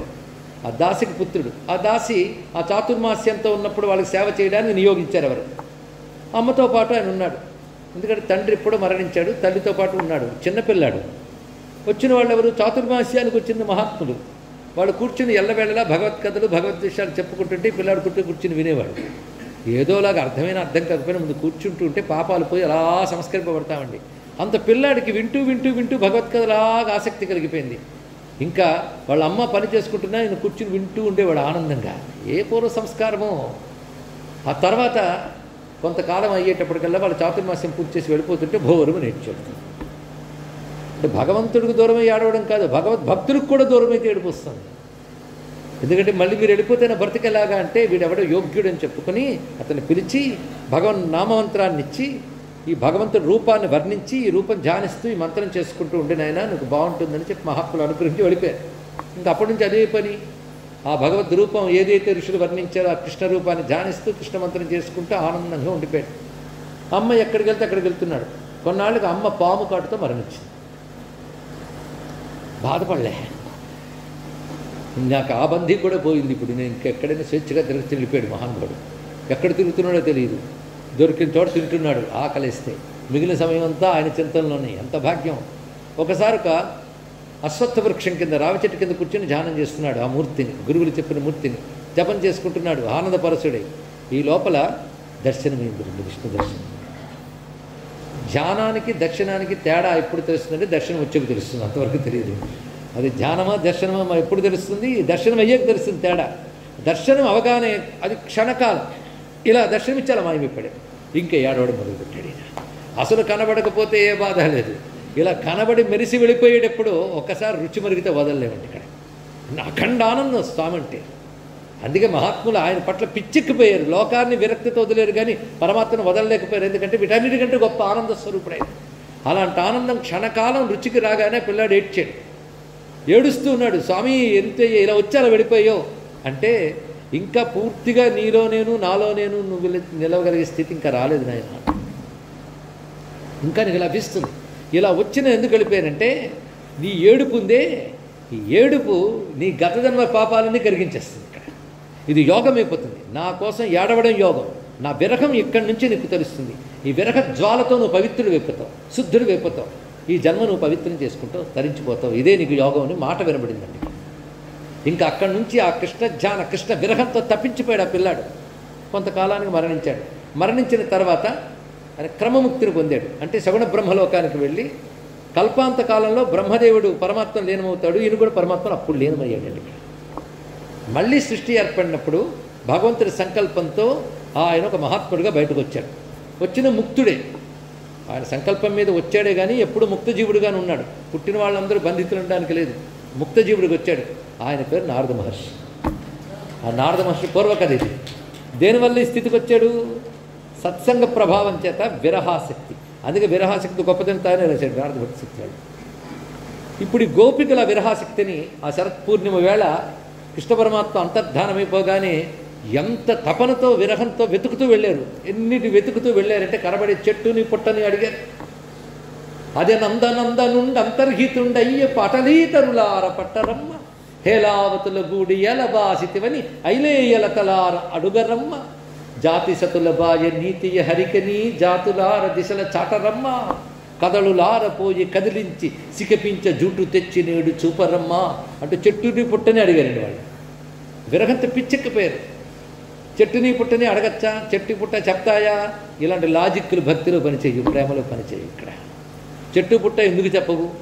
పరమాత్మ వేణుగానంతో చెట్టు పుట్ట చిగిర్చడం స్పందించడం చూశారు గోపికలు. అందుకే వాళ్ళకి అడిగితే చెప్తారు. అందుకే మల్లెపొద్దు దగ్గరికి వెళ్ళారు. మా కృష్ణుని చూశారా అని అడిగారు. ఇక్కడ కృష్ణుని చూశారంటే ఆయన ఎలా ఉంటాడు చెప్తే కదా వాళ్ళు పోల్చి చెప్పగలవు. ఎలా ఉంటాడంటే నల్లని వాడు, పద్మనయనమ్ముల వాడు, కృపారసంబుపై జల్లెడి వాడు, మౌళి పరిసర్పిత పింఛము వాడు, నవ్వు రాజిల్లెడి మోము వాడొకడు, చల్వల మనధనంబు తెచ్చెనో మళ్ళీ ఎలారా, మీ పొదల మాటుల లేడు గదమ్మ చెప్పరే అని ఒక్కొక్కదాన్ని అడుగుతూ వెళ్ళారు. విరహాసక్తి అంటుందండి. ఇందులో విరహాసక్తి ఎలా యోగం అవుతుంది ఇక్కడ చూద్దాం. ఎందుకు విరహాసక్తిని గొప్పగా చెప్పారంటే విరహంలో అడుగడుగునా భగవంతుడు గుర్తొస్తాడు. ఈ చైతన్య మహాప్రభువే మరొక గ్రంథంలో అంటాడు ఏమనంటే, నువ్వు నాకు కలిసినప్పుడు ఒక్కచోట ఒక్క రూపంతో కనబడతావు, నీ వియోగంలో అనేక చోట్ల అనేక రూపాలతో కనబడతావయ్యా. ఇది ఇంకో గొప్పగా ఉందన్నాడు. అంటే విరహం యోగం. ఎందుకంటే అన్ని చోట్ల పరమాత్మను చూడగలిగే స్థితిని ఇస్తుందిట. ఉదాహరణకి పరమాత్మ కనబడలేదు, కనబడకపోయేటప్పటికల్లా వెతుక్కుంటూ వెళుతున్నారు. ఏ వస్తువునైనా వెతుక్కుంటూ వెళుతున్నప్పుడు మీకు తెలియకుండా మనస్సులో మూర్తి ఉంటుంది. ఒక గుండు సూది పోయినా మీరు వెతుక్కుంటున్నారు అనుకోండి ఇంట్లో, అది దొరికే వరకు గుండు సూది మీ ధ్యానంలో ఉంటుంది. మీరు చూడండి, ఇలాంటి మీకు ఎక్స్పీరియన్స్లు అయి ఉంటాయి. కనుక గుండె సూది ధ్యానం ఎంతవరకు సాగుతుంది? వస్తువు దొరికే వరకు. దొరికితే ఆగిపోయింది. కృష్ణుడు ఇప్పుడు ఎందుకు అంతర్ధానం అయిపోయి తెలిసింది కదా. వాళ్ళ ధ్యానం కొనసాగించడం కోసం విరహం ఇచ్చాట. కానీ విరహం కూడా ఒక యోగంగా ఇచ్చాడు. అందరికీ ఇస్తాడా విరహ యోగం? భగవంతుడికి దూరమయ్యా అందరం, కానీ విరహం అందరికీ లేదు. విరహం వాళ్ళకు ఉంది. అనుక్షణం వారికి కృష్ణ ధ్యానమే. ఇలాంటి భూమికలు కృష్ణ భక్తులు బృందావనం అనుభవిస్తారండి. ఒక ఆయన ఆ బృందావన భూమికల్లో కృష్ణ పరమాత్ముడు వేణుగానం చూస్తున్నట్టు అలా జానికి పరిగెత్తాడు చెట్టుకి. చెట్టు కొట్టు కింద పడిపోయాడు. అంటే విరహంతో రకరకాల భావాలు స్వామి పట్ల. దాంతో వాళ్ళ మనసంతా విష్ణువు అయిపోయాడు. విష్ణువు బయట వస్తువా లోపల వస్తువు. నిరంతర విరహం వల్ల అన్ని చోట్ల వెతుక్కుంటున్నారు వాళ్ళు. ఇక్కడ చెట్టు చివరికి ఆ విరహం ఎంత గొప్పదంటే రాధాదేవి ఒకప్పుడు కృష్ణుడితో అన్నది ఏమిటో నీకు నాకు విరహమే లేదండి. రాధమ్మకి కృష్ణుడికి ఎప్పుడు విరహం లేదు తెలుసా మీకు? ఎందుకంటే రాధాకృష్ణుల బంధం ఎలాంటిదంటే చంద్రుడికి వెన్నెలకున్న బంధం. వాళ్ళకి ఎప్పుడైనా వేరుందండి? శివశక్తిలాగా చంద్రికోయోరిభ, సూర్యుడికి వెలుక్కి ఉన్న బంధం. కానీ వాళ్ళిద్దరికీ ఎప్పుడు భేదం లేదు కనుక విరహం లేదు. కానీ నీ విరహం చాలా బాగుందని అందరూ అంటారు కదా, నీ విరహం ఎలా ఉంటుందో టేస్ట్ చేయాలని నాకు ఉందండి రాధాదేవి. కృష్ణుడు నవ్వుతున్నాడు, ఇది ఒక లీల. కానీ లే అన్నాడు ఇక్కడ, అయితే నువ్వు భూమి మీద అవతరిస్తావు కదా, అయితే నేను అప్పుడు అవతరిస్తాను అన్నాడు. అప్పుడు కృష్ణుడు ఆ నందబ్రజంలో బృందావనంలో అవతరించినప్పుడు రాధాదేవి కూడా వృషభానుడనే గోపరాజు కుమార్తెగా పుట్టింది. ఆవిడ ఎలా ఉందంటే తాను రాధని ఎవరికి చెప్పట్లేదు, తాను కూడా గోపికల్లో కలిసిపోయింది. అందుకే మొత్తం మన భాగవతంలో రాధాదేవి పేరు ఉండదు, గోపికలు అంటాడు, గోపికల్లో కలిసిపోయింది. తన ఐడెంటిటీ చెప్పుకోదలుచుకోలేదు. భక్తులకి నామరూపాల ఐడెంటిటీ ఉండదు, పరమాత్మ భారం అంతే. అందుకు ఒక గోపిక పేరు కూడా ఉండదండి భాగవతంలో. అందరూ పరమాత్మని వారు, అందులో కలిసిపోయింది ఒకరిగా. అయితే వాళ్ళు కృష్ణ పరమాత్మతో గోపికలందరూ విహరిస్తున్నప్పుడు కృష్ణుడు అంతర్ధానం అయిపోయాడు కదా, ఈవిడిని తీసుకుని అంతర్ధానం అయిపోయాడు. ఈవిడ మాత్రం అక్కడ లేదు. అందుకే గోపకాంతులు వెతుక్కుంటూ వెళుతున్నప్పుడు స్త్రీ పాదాలు పురుష పాదాలు కూడా కనబడ్డాయని వర్ణిస్తారు. అక్కడ స్త్రీ ఎవరు? ఈవిడే. కానీ కొంత దూరం వెళ్ళేటప్పటికి ఏడుస్తూ కనబడింది రాధాదేవి. అమ్మ ఏమిటమ్మా, నిన్ను తీసుకుని అంతర్ధానం అయిపోయాడు, నువ్వేనా భాగ్యవంతురాలు అనుకుంటే నీళ్ళలో వదిలేసాడు అంటే నేను విరహం తట్టుకోలేక ఏడుస్తున్నానండి. అంటే ఏడుపు ఏమిటో అనుభవించడం కోసం ఆవిడ విరహం తెచ్చుకుంటాడు. అందులో విరహంలో ఉన్న మాధుర్యం అనుభవించడం కోసం రాధాదేవి విరహ రూపిణి ధరించినది. ఇవి వ్రజ సాహిత్యం అంటే బృందావన సాహిత్యంలో ఇవన్నీ ఉంటాయండి, ఆశ్చర్యకరమైనవి. ఆ రాధాదేవి యొక్క భక్తి భూమికలు చాలా చెప్తారు ఇక్కడ. ఆవిడ విరహంతో అలా ఉన్నది. దీన్ని సూరదాస్ గారు తూ విరహిణి రాధిక అని ఒక మంచి భజనలో కూడా రాస్తారు. ఇక్కడ విరహావస్థలో ఉన్న మాధుర్యం ఆవిడ అనిపిస్తుందట. అందుకు భగవద్ విరహంతో ఉన్నటువంటి ఆ వేదన చాలా విశేషం. వాడి జగత్తు శూన్యంగా కనబడుతుంది, కనులు అశ్రువులు రాలుతూ ఉంటాయి. ఆ పరమాత్మను రకరకాలుగా చింతన చేస్తూ ఉంటాడు. ఆ నిరంతర చింతన ఎక్కడ సాగుతుంది? లోపల జరుగుతుంది. ఎంత ధ్యానం చేస్తే ఈ చింతన వస్తుందండి చెప్పండి. మనం ధ్యానం అంటాం, ప్రాణాయామం అంటాం, సమాధి అంటాం. ఆ సమాధిలో ధ్యానంలో కూడా దొరకని భగవన్నిష్ట విరహంలో కలుగుతుంది వాళ్ళకి. ఇక్కడ దాంతో ధన్యులైపోతారు. అందుకే ఉద్ధవుడిని పంపించినప్పుడు కృష్ణుడు దూరం అయిపోయి నడిస్తే ఉద్ధవుడు చెప్తాడు, కృష్ణుడు చెప్పిన మాట ఏంటంటే ఆయన దూరంగా లేడు, దగ్గరగా ఉన్నాడు. ఎందుకంటే ఎంత నిరంతర చింతన చేస్తున్నారంటే మేము మధురలో ఆయనతో ఉన్నదానికంటే రేపల్లలో మీరు ఆయనతో ఉన్నది ఎక్కువ అంటాడు. నిరంతర చింతన రూపంలో మీరు ఉన్నారు. ఆ చింతన రూపంలో ఆయన మీలో ఉంటూ మీతో తాదాత్మ్యస్థితిని కలిగిస్తూ కైవల్యాన్ని ఇస్తున్నాడు అని చెప్పాడు ఇక్కడ. అది విరహం అంత గొప్పది, అలాంటి విరహాశక్తి. అందుకే జయతి తే దికం జన్మ నవ్రజశ్రయత ఇందిరా శశ్వదత్రహి దయిత దృశ్యతాం దిక్షు తావకస్పయి ధృతాసవస్వాం విచిన్వతే అని గోపికా గీతల్లో స్వామి నువ్వు అవతరించడం వల్ల ఈ వ్రజభూమి అంతా సంపన్నమైపోయింది, ఐశ్వర్యాలు కోకొల్లలుగా వచ్చాయి. కానీ ఇప్పుడు నువ్వు కనబడకపోతే నీ కోసం వెతుక్కుంటున్నామయ్యా. త్వయి ధృతాసవః, ఎంత గొప్ప మాట తెలుసా ఇక్కడ. మా ప్రాణాలు నీయందు పెట్టుకుని, ప్రాణాలన్నీ నీయందు పెట్టుకుని దిక్కు దిక్కుల్లో నేను వెతుక్కుంటున్నామయ్యా, కనబడవయ్యా స్వామి. మాయ చాలించరా మాధవ, మాయ చాలించరా, కనికరించి కనిపించరా అని వాళ్ళ విరహంతో ఆయన దర్శనం కావాలి, దర్శన లాలస. ఇది చాలా గొప్పదండి. అందుకే ఏహి మురారే కుంజ విహారే ఏహి ప్రణత జన బంధో హే మాధవ మధుమథన వరేణ్య కేశవ కరుణా సింధో రాస నికుంజే గుంజతి నియతం భ్రమర సతంకిల కాంత ఏహి నిభృతపథ పాంత స్వామిహ యాచే దర్శనదానం హే మధుసూదన శాంత. ఏహి మురారే కృష్ణ రావయ్యా, నీకోసం వెతుక్కుంటున్నామయ్యా. స్వామిహ యాచే దర్శనదానం, నిన్నేం అడుగుతున్నావు? దర్శనదానం. జగన్నాథస్వామి నయన పథగామీ భవతుమే, ఏ జగన్నాథ కృష్ణ మా కంటికి కనబడవయ్యా. ఆ విరహంతో తప్పించిపోతున్నారండి. అందుకే వాళ్ళ గోపికా గీతలు అంత పవిత్రమైన మంత్రాలు అయిపోయాయి. అంత విరహంతో వాళ్ళు వేగిపోతే అప్పుడు పరమాత్మ వచ్చి వాళ్ళకి రాసరీరాన్ని బడి కైవల్యాన్ని ప్రసాదించాడు. విరహం అంత గొప్పది. అందుకే గోవింద విరహంతో మాకు క్షణాలు యుగాల్లా గడుస్తున్నాయి, కళ్ళు శ్రావణ మేఘాలయ్యే. అదేవిధంగా జగత్తు శూన్యమైపోయిందయ్యా. ఇది విరహాశక్తి, ఈ సామాన్యమైనది కాదు. అటువంటి విరహ భక్తిలో కలిగినటువంటి చైతన్య మహాప్రభు ఆ విరహ తాపాన్ని ఇందులో ప్రకటించాడు. చిట్ట చివరికి శరణాగతి యొక్క పూర్ణత్వాన్ని ప్రతిపాదన చేస్తున్నాడు. భక్తిలో అత్యంత ఉత్కృష్టమది. శరణాగతి అంటే ఏమిటి? ఇప్పుడు రకరకాల శరణాగతి మార్పులు వింటూ ఉంటాం. ఈ శరణాగతి ఎలా అంటే మతాలు మార్చినట్టు మార్చి, ఈ దేవుణ్ణి తప్ప ఇంకో దేవుణ్ణి పూజించకు, పూజిస్తే పాపం వచ్చేస్తుంది, ఆ గుడికెళ్లకు, ఆ తీర్థం పుచ్చుకోకు, పొరపాటును కూడా ఆ పేరు అనకే, ఇది శరణాగతి అని అనుకుంటున్నాం. కాదండి, ఇవన్నీ కూడా వేద ధర్మానికి విరుద్ధం.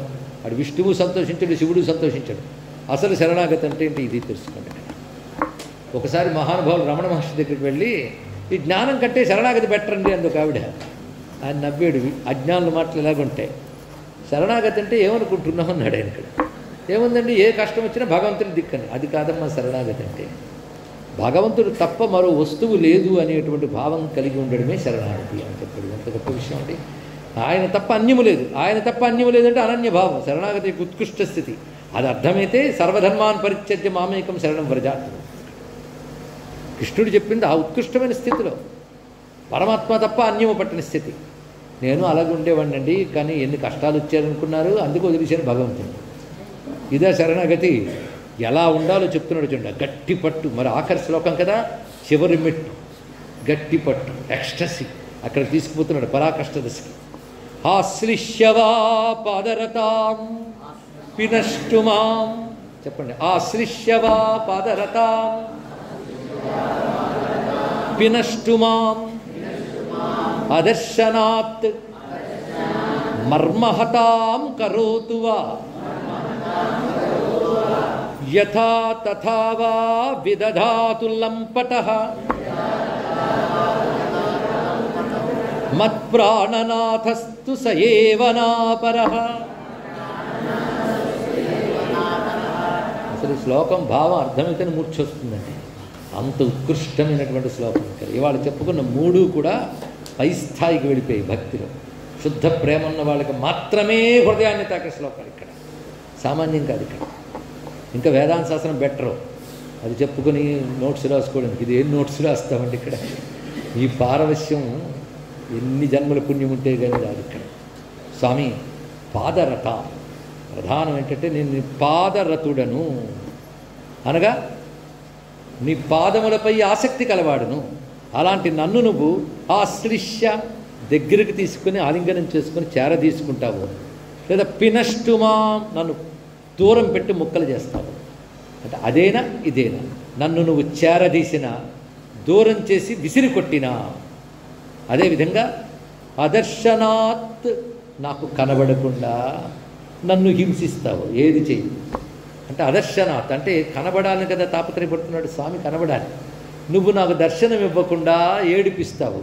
అంటే నన్ను ఆలింగనం చేసుకుంటావో, ముక్కలు చేస్తావో, లేక మర్మహతాం కరోతువా. చాలా గట్టి మాట. మర్మహతాం అంటే శరీరం లోపల కొన్ని భాగాలు ఉంటాయి, మర్మస్థానాలు అంటారు ఇక్కడ. వాటికి వేదన కలిగితే తట్టుకోవడం కష్టం. ప్రాణానికి చాలా యాతనగా ఉంటుంది ఇక్కడ. దాన్ని టార్చరింగ్ అంటారు. వాటిని దెబ్బ కొడుతూ బాధించడమే మర్మహతాం అంటారు. అలా నన్ను బాధించిన, టార్చర్ చేసిన అని అర్థం ఇక్కడ. అంటే నువ్వు చేరదీసిన, దూరం చేసిన, నా యొక్క మర్మస్థానంలో బాధపడేటట్టు బాధించిన. ఎలాగా? అదర్శన. బాధించిన నేను కొట్టినా అని కాదు ఇక్కడ అర్థం. నువ్వు కనబడకపోతే నాకు మర్మహతాం లాగుంటుందయ్యా. అది చెప్పడం ఇక్కడ. చెప్తున్న భావం ఏంటంటే, నువ్వు నన్ను హింసించినా నేను విడిచిపెట్టను అని కాదు. నాకు హింసించడం అంటే అర్థం నువ్వు వచ్చి చేతితో కొట్టడమో, కాలుతో కొట్టడమో, లేదా ఇంక దేని చేతుల్లో కొట్టించడమో కాదు. నువ్వు నాకు కనబడకపోవడమే నాకు హింస. అదర్శనాత్ మర్మహతాం కరోతువా. అంటే నువ్వు కనబడకపోతే నా స్థితి ఎలా ఉన్నదంటే అదే నాకు టార్చర్. అంతేగాని 3rd డిగ్రీ అప్లై చేసి కొట్టడమో, మరొకటి కొట్టడమో అది నాకు టార్చర్ కాదయ్యా. నువ్వు కనబడకపోవడమే నాకు బాధ. ఇప్పుడు ఎంత ఏడుస్తున్నాను నీకోసం, బ్రతుకంతా ఏడుస్తున్నాను విరహాసక్తితో, కానీ కనిపించట్లేదు నువ్వు నాకు. కనుక అయితే ఇప్పుడు నువ్వు చేరదీస్తావా, లేదా ఈ బాధలోనే ఇలా కంటిన్యూ చేస్తావా నన్ను? నువ్వు నన్ను చేరదీసినా చేరదీయకపోయినా, నాకు కనబడకుండా ఇలా ఏడిపించినా నిన్ను నేను విడిచిపెట్టను. అది గొప్ప విషయం ఇక్కడ. నిన్ను నేను విడిచిపెట్టను అన్నమాట. నువ్వు కనబడకపోయినా నేను విడిచిపెట్టనయ్యా. అది అపారమైన భక్తి అండి. ఎంతసేపు ఏడ్చాం అని కనబడలేదు, ఎంతకన్నా ఏడుస్తాం ఇంకా మానేద్దాం అని కాకుండా, దీన్ని బట్టి భగవంతుడు దొరకకపోవడమే వేదన. వాళ్ళకి లోకంలో మరో బాధ లేదు. అది గోపకులకి గోపికలకి కష్టం సుఖం రెండు తెలియవు తెలుసా. మనకి ఏవి కష్టాలు వాళ్ళకి కష్టాలు కావు, మనకేవి సుఖాలు వాళ్ళకి సుఖం కాదు. వాళ్ళ సుఖం అంటే ఒకటే, ఎప్పుడు కృష్ణుడు కనబడాలి. వాళ్ళ దుఃఖం అంటే ఒకటే, కృష్ణుడి దగ్గర లేకపోతే. అది మనకు అర్థం కావడం కూడా కష్టం. అందుకే అంటాడు స్వామి వివేకానంద పాశ్చాత్యులతో, మీ గోపికల భక్తి మీకు అర్థం కాదు. కాసుల కోసం, లోక సుఖాల కోసం, కీర్తి కోసం కక్కుర్తిపడే మీకు శుద్ధమైన గోప భక్తి అర్థం కాదు అని స్వామి వివేకానంద గర్జించి చెప్పారండి పాశ్చాత్య దేశాలకి. ఇప్పుడు మనం కూడా అదే తెలుసుకోవాలి. ఇక్కడ చైతన్య మహాప్రభు అటువంటి భక్తి, అదర్శనాత్ మర్మహతాం కరోతువా, నాకు కనబడకుండా నువ్వు తీవ్రంగా ఏడిపించినా ఏమైనా నువ్వు ఇలా ఉండాలని చెప్పడానికి నేనే వాడినయ్యా. ఇది గొప్ప మాట. నువ్వు ఇలా ఉండాలి, నన్ను ఇలా అనుగ్రహించాలి, నేను అవన్నీ చెప్పడానికి. సర్వజగత్తుని శాసించే పరమాత్మవు నువ్వు. అలాంటి నువ్వు నన్ను అనుగ్రహించాలి, అనుగ్రహించలేదు అనడానికి నేనంత వాడిని, నా అల్పుణ్ణి. అందుకే నన్ను నువ్వు అనుగ్రహించలేదు నేను చెప్పను. నువ్వు ఎలా అంటే అలా ఉండాలి. నువ్వు ఆ స్వేచ్ఛ నీది కనుక నువ్వు నన్ను అనుగ్రహించని తొందర పెట్టను. నువ్వు నన్ను విరహంలో వేగిస్తావో, దర్శనమిచ్చి అనుగ్రహిస్తావో నీ ఇష్టం. యథా తథావా విదధాతు, నువ్వెలా అంటే అలాగే ఉండు, నిన్నేమను. ఎలా ఉన్నా నా స్వామి నన్ను ఏడిపించడమంటే నాకు దర్శనమివ్వక ఏడిపించిన, నన్ను చేరదీయక ఏడిపించిన, నన్ను చేరదీసిన, ఎలా ఉంటే అలా ఉండను. నేను మాత్రం ఆయన విడిచిపెట్టను. ఆయన లంపట, గొప్ప మాట అన్నాడు. ఆయన లంపటం అనే మాట ఇప్పుడు విన్నారా? ఇది అర్థమేంటి? ఇక్కడికి వచ్చినా కూడా మనకు అక్కడికెక్కడికో ఫోన్ చేసి వాళ్ళు ఎలా ఉన్నారో తెలుసుకోవాలని తాపత్రయం. అదే లంపటం అంటే. ఇక్కడ వదులుకోలేనిది, ఎక్కడున్నా వదులుకోలేని దాన్ని లంపటం అంటారు. లంపటం ఎంత భయంకరం అంటే వాళ్ళ వల్ల సుఖం ఏది అనుభవించిన ఘట్టాలు జీవితంలో ఉండవు, కానీ వాళ్ళ గురించి బాధపడుతుంటాం. అదే లంపటం. చెప్పినా అర్థం కాదు ఇక్కడ, దాని పేరు మోహం. అయితే ఇందాకే చెప్పినట్టు సామాన్యులకి లోకం వైపు ఉంటుంది, మహాత్ములకు లోకేశ్వరుడు వైపు ఉంటుంది. కనుక నాకు లంపటెడెవడు? ఆయన ప్రభువు, సర్వ జగత్ప్రభు అయిన జగన్నాథుడు కృష్ణ పరమాత్మ. ఆయన లంపటున్నాం. ఆయన యథా తథావా విదధాతు, ఆయన ఎలా ఉంటే అలా ఉండని. ఆయన నేనేమన్నా ఎంత కఠినుడివయ్యా నన్ను కరుణ చూపించవా అనను, ఎంత కరుణాత్ముడివయ్యా నన్ను చేరదీయవా అన్ను. చేరదీస్తే చేరదీయని, నాకు కనబడకుండా ఏడిపిస్తే ఏడిపించని, ఆయన నేను వదిలిపెట్టను. అది చెప్తున్నాడు ఇక్కడ. మత్ ప్రాణనాథస్తు స ఏవ, నా ప్రాణనాథుడు ఆయన మాత్రమే. ప్రాణనాథుడు అంటే సామాన్యమా? నా సర్వస్వం. అంటే నేను ఆయనకు అధీనుణ్ణి, నేను ఎవ్వరి వాడిని కాదు. మనల్ని నువ్వెవరివయ్యా అని అడిగితే మనం ఎవరి వారమో చాలా చెప్తాం. ఫలానా వారికి పిల్లవాడిని, ఫలానా వారికి తల్లిని, ఫలానా వారికి తండ్రిని, ఫలానా వారికి భర్తని, ఫలానా భార్యని, బాబా ఇంకా చాలా ఉన్నాయి. కానీ భగవంతుడి వాడిని మొదలు ఒక్క మాట్లాడుతుంటే మనకి ఇక్కడ భగవంతుడు తప్ప అన్నీ మన వాళ్ళే, అందరూ మన వాళ్ళే. కానీ నాకు భగవంతుడు నావాడు, మామూలు వాడు కాదు, నా ప్రాణనాథుడు. లోకంలో పైత్యం ముదిరితే అప్పుడప్పుడు ప్రేమ మాటలు ఇలా వస్తాయి, నా ప్రాణమంతా నువ్వే ఇలాంటివి. కానీ అసలు వాడు అండి. మన ప్రాణాల మీద మనకే అధికారం లేదు, ఇంకోరికి అధికారం ఉంటుందండి. కానీ ప్రాణేశ్వర అనడానికి ఈ లోకంలో ఎవరికి అధికారం లేదు. మన ప్రాణం మీద మనకే అధికారం లేదయ్యా. కానీ ప్రాణనాథుడు ఒక్కడే. మన ప్రాణములకు నాథుడు ఎవరయ్యా అంటే మనలో ఆత్మగా ఉన్న పరమేశ్వరుడే. ప్రాణస్య ప్రాణ, ప్రాణాలకు కూడా ప్రాణం. అది నా ప్రాణనాథుడు ఆయన మాత్రమే, ఇంకోటి కాదు. ఆయన మాత్రం ఇంకోటి కాదన్నప్పుడు ఆయనను విరహంలో ఏడిపించినా ఆయనే నావాడు, చేరదీసి ఆలింగనం చేసుకున్నా ఆయనే నావాడు. ఆయన ఇలా ఎందుకుంటాడని అడిగే హక్కు నాకు లేదు. ఆయన ఇష్టం అని ఎలాగంటే అలా ఉంటాడు. యథా తథావా విదదా, ఆయన ఎలా ఉంటే అలా ఉండని, ఏం చేస్తే ఆయన చెయ్యని. ఆ లంపటుడు నాకు ప్రాణనాథుడు. సయేవ నా అపరహ, అతడు మాత్రమే. నాకు మరొక వస్తువు లేదు, మరొక వ్యక్తి లేదు, మరొక విషయం లేదు. కనుక చివరి చెప్పిన వాక్యం మత్ ప్రాణనాథస్తు సయేవ నాపరహ, ఇది అనన్యభక్తి. నా ప్రాణనాథుడు ఆ కృష్ణుడే, మరి ఇంకొకటి లేదు, మరేదీ లేదు. ఆయన తప్ప మరొకటి లేదు. అందుకే ఆయన తప్ప మరొకటి లేదన్నప్పుడు ఏడిపించినా ఆయనే, నవ్వించినా ఆయనే, ఏది చేసినా ఆయన చేసుకో. నీరన్ముంపుము ఫలముంపుమిక నిదే భారం అంటాడు దూర్జటి. ఇదే మాటకు అమ్మవారి భక్తుడు అమ్మ ముందు అంటాడు, అమ్మా పాతయవా పాతాళే స్థాపయవా సకలలోక సామ్రాజ్యే మాతస్తవ చరణయుగం నాహం ముంచామి నైవ ముంచామి. అమ్మా నువ్వు నన్ను పాతాళంలో తొక్కేసిన అన్ని లోకాల కంటే పై లోకంలో సింహాసనం మీద కూర్చోబెట్టినా నీ పాదాలు విడిచిపెట్టనమ్మా, విడిచిపెట్టనమ్మా, విడిచిపెట్టనమ్మా. అది భక్తి అండి, అది ఉత్కృష్ట భక్తి. అంటే నాకు సుఖమిచ్చినా దుఃఖమిచ్చినా నిన్ను విడిచిపెట్టను అని చెప్పడం ఒక స్థాయి అయితే, ఈ స్థాయి దాటిపోయింది చూడండి. సుఖము దుఃఖమని లోకంలో నాకు లేవు. నువ్వు నన్ను చేరదీసేవా సుఖం, నువ్వు నాకు దూరం అయ్యేవే దుఃఖం. కనుక నాకు కనబడక నన్ను ఏడిపించిన, నన్ను చేరదీసి ఆనందింపజేసిన నేను నిన్ను విడిచిపెట్టను అన్నప్పుడు ఇంకా స్థాయి పెరిగిపోయింది. లౌకిక సుఖ దుఃఖాలే పట్టట్లేదు. కనుక మత్ ప్రాణనాథస్తు సయేవనాపరహ అని చైతన్య మహాప్రభు భక్తి పరాకాష్ఠ దశ ఇందులో చూపిస్తున్నాడు. ఇవాళ పరాకాష్ఠ అంటే ఎక్స్ట్రస్ పీక్. కనుక మనం మొన్న ప్రారంభించిన శిక్షాష్టకమైన పర్వతం పీక్కి వాళ్ళు చేరుకున్నాం. పరాకాష్ఠ దశలోకి వెళ్ళిపోయాం. పరాకాష్ఠ దశలో నయనం గళదశ్రుధారయా వదనం గద్గదరుద్ధయా గిరా, ఒళ్ళు పులకించి కళ్ళు చెమరించిన ఆ స్థితి నుంచి క్రమంగా విరహాసక్తితో సర్వం శూన్యంగా తోస్తున్న స్థితి నుంచి నువ్వు ఇలా నన్ను శూన్యంలో పడిచి ఏడిపించినా నిన్ను విడిచిపెట్టను, నువ్వు నన్ను చేరదీసేవా అప్పుడు నిన్ను విడిచిపెట్టను. ఎందుకంటే నా ప్రాణనాథుడు నువ్వయ్యా, నా లంపటా నువ్వు తప్ప మరొకటి లేదు. ఈ అనన్య భక్తి అందుకే చిట్ట చివరికి తీసుకెళ్లేటప్పుడు ఎటువంటి స్థితికి తీసుకెళ్ళాడు చూడండి. కనుక 8 శ్లోకాల్లో అత్యద్భుతమైన శుద్ధ భక్తి లక్షణాన్ని చూపించాడు. ఆ శుద్ధ భక్తి కలవాడు సంకీర్తనమే పరమంగా పట్టుకుంటాడు. ఆ సంకీర్తన చిత్తాన్ని శుద్ధి చేస్తుంది, తాపాలని పోగొడుతుంది, అదేవిధంగా శ్రేయస్సుని ప్రసాదిస్తుంది, జ్ఞానాన్ని అందిస్తుంది, ఆనందాన్ని పొంగిస్తుంది, అడుగడుగునా అమృతాన్ని రుచి చూపిస్తుంది. ప్రతి పదం అంటే ఇన్ ఎవ్రీ స్టెప్, ప్రతి ఫేజ్లో కూడా ఆనందామృతాన్ని ఇస్తుంది భగవత్ సంకీర్తన. అంతేకాకుండా సర్వాత్మని శుద్ధి చేస్తుంది. అలాంటి సంకీర్తన సర్వశక్తిమంతమైన నీ నామాలతుంది. దాని మీద అనురాగంతో ఉంటాను, సుఖాలకి పొంగిపోను, కష్టాలకి దృఢంగా నిలబడతాను, ఇతరుల నుంచి అగౌరవాలు పట్టించుకోను, అందరిని నేను గౌరవిస్తాను.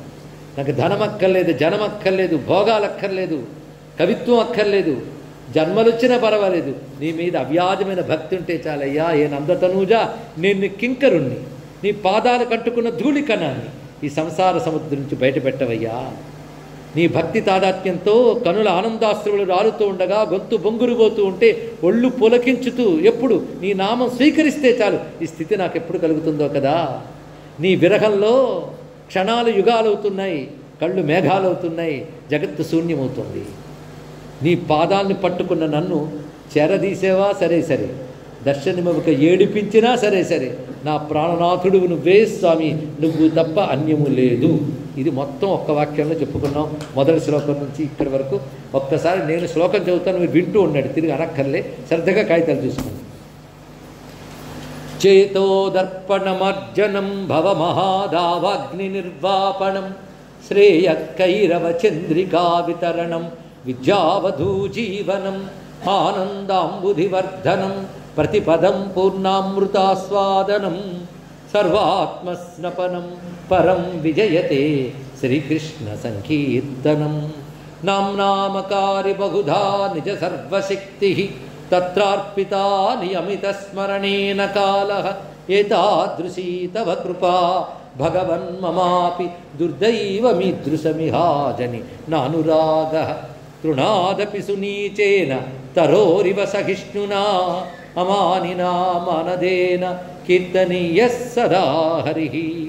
నధనం న జనం న సుందరీం కవితాం వా జగదీశ కామయే మమ జన్మని జన్మనీశ్వరే భవతాద్భక్తి అహైతుకీ త్వయి. అహినం దతనూజ కింకరం పతితం మాం విషమే భవాంబుధౌ కృపయా తవ పాదపంకజస్థిత ధూళీసదృశం విచింతయా. నయనం గళదశ్రుధారయా వదనం గద్గదరుద్ధయా గిరా పులకైర్నిచితం వపుక్కదా తవ నామగ్రహణే భవిష్యతి. యుగాయితం నిమేషేణ చక్షుషా ప్రావృషాయితం శూన్యాయితం జగత్సర్వం గోవింద విరహేణ మే. ఆశ్లిష్య వా పాదరతాం పినష్టు మాం అదర్శనాత్ మర్మహతాం కరోతు వా యథా తథా వా విదధాతు లంపటః మత్ప్రాణనాథస్తు స ఏవ నాపరః మత్ప్రాణనాథస్తు స ఏవ నాపరః యథా తథా వా అంటే ఎటువంటి నిబంధనలు లేకుండా ఇలా ఉండాలి అలా ఉండాలని మనం డిజైన్ చేయకూడదు. నువ్వు ఇలా ఉండు అలా ఉండు మనం ఎవరని చెప్పడానికి ఆయన సర్వతంత్ర స్వతంత్రుడు. ఆయన నిబంధనారహితంగా సర్వము ఆయనే అనేటటువంటి అసలైన శరణాగతిని చూపించారు చైతన్య మహాప్రభు. శ్రీకృష్ణ గోవింద హరే మురారే హే నాథ నారాయణ వాసుదేవ. శ్రీకృష్ణ గోవింద హరే మురారే హే నాథ నారాయణ వాసుదేవ. పతిత పావన పరంధామ పాహి మాం పురుషోత్తమా. కృష్ణ విష్ణో జగన్నాథ కేశవ నారాయణ. పతిత పావన పరంధామ పాహి మాం పురుషోత్తమా. కృష్ణ విష్ణో జగన్నాథ కేశవ నారాయణ. మొత్తానికి పవిత్రమైన ఈ క్షేత్రంలో ఎక్కడ చైతన్య మహాప్రభు ఈ శిక్షాష్టకం మొదలైన అనుగ్రహించారో ఆ క్షేత్రంలో ఈ ఆచార్యుడు ఎక్కడ జగన్నాథస్వామిలో ఐక్యమయ్యాడో ఆ క్షేత్రంలో ఆయన హృదయమైన శిక్షాష్టకాన్ని మనం చెప్పుకున్నాం. శిక్షాష్టకం ఆధారంగా శుద్ధ భక్తి అంటే ఏమిటో చెప్పుకోవడం జరిగింది. అటువంటి శుద్ధ భక్తి కలగడం సామాన్యమైన అంశం కాదు. అనేక జన్మల గౌణ భక్తి పుణ్యములు విశేషం చేత చివరి జన్మలో శుద్ధ భక్తి లభిస్తుంది. అలాంటి శుద్ధ భక్తికి శంకర భగవత్పాదుల వారు గోపికలు నారదుల వారు ఇత్యాది మహాత్ములు చెప్పిన వాక్యములకు కూడా మనం సహాయం చేసుకుంటూ శిక్షాష్టక వ్యాఖ్యానం చేసుకుని ఆ నెపంతోనే జగన్నాథ క్షేత్రం యొక్క ప్రత్యేకతలన్నీ తెలుసుకున్నాం. అటువంటి జగన్నాథస్వామి శ్రీకృష్ణ పరమాత్మ పాదపద్మాలకు నమస్కరిస్తూ మనకి అవకాశం ఇచ్చినందుకు ధన్యులు. ముఖ్యంగా ఈ ప్రవచనం నెపంతో పగలు రాత్రి ఈ శ్లోకాలే భావన చేస్తూ వీటికి సంబంధించిన భాష్యములు మననం చేసుకుంటూ నా చేత ఈ యోగం చేయించిన మీ అందరికీ కూడా ప్రత్యేకమైన అభినందనలు చెప్తున్నాను. ఎందుకంటే మీరు ఇక్కడ విన్నది 1.5 2 గంటలు. నాకు నిద్రా సమయం తప్ప మిగిలిన సమయం అంతా దీంతోనే గడిచింది. అంటే పురుషోత్తమ క్షేత్రంలో ఇంత చక్కగా సాధన ఇది చెప్పడానికి కాదు, ఆ మిషతో నేను అధ్యయనం చేసుకుని అనుభవించడానికి. నాకు ఇది కృష్ణ సాధన పురుషోత్తమ క్షేత్రంలో చేయించినందుకు భాగవతోత్తములైన మీ అందరికీ కూడా నేను నమస్కారం చేసుకుంటూ సర్వం శ్రీకృష్ణ చరణారవిందార్పణమస్తు. స్వస్తి. జై జగన్నాథ, జై జగన్నాథ, జై జగన్నాథ. నీలాచల నివాసాయ నిత్యాయ పరమాత్మనే సుభద్రా బలభద్రాభ్యాం జగన్నాథాయ మంగళం, జగన్నాథాయ మంగళం. నమః పార్వతీపతయే. హర హర మహాదేవ.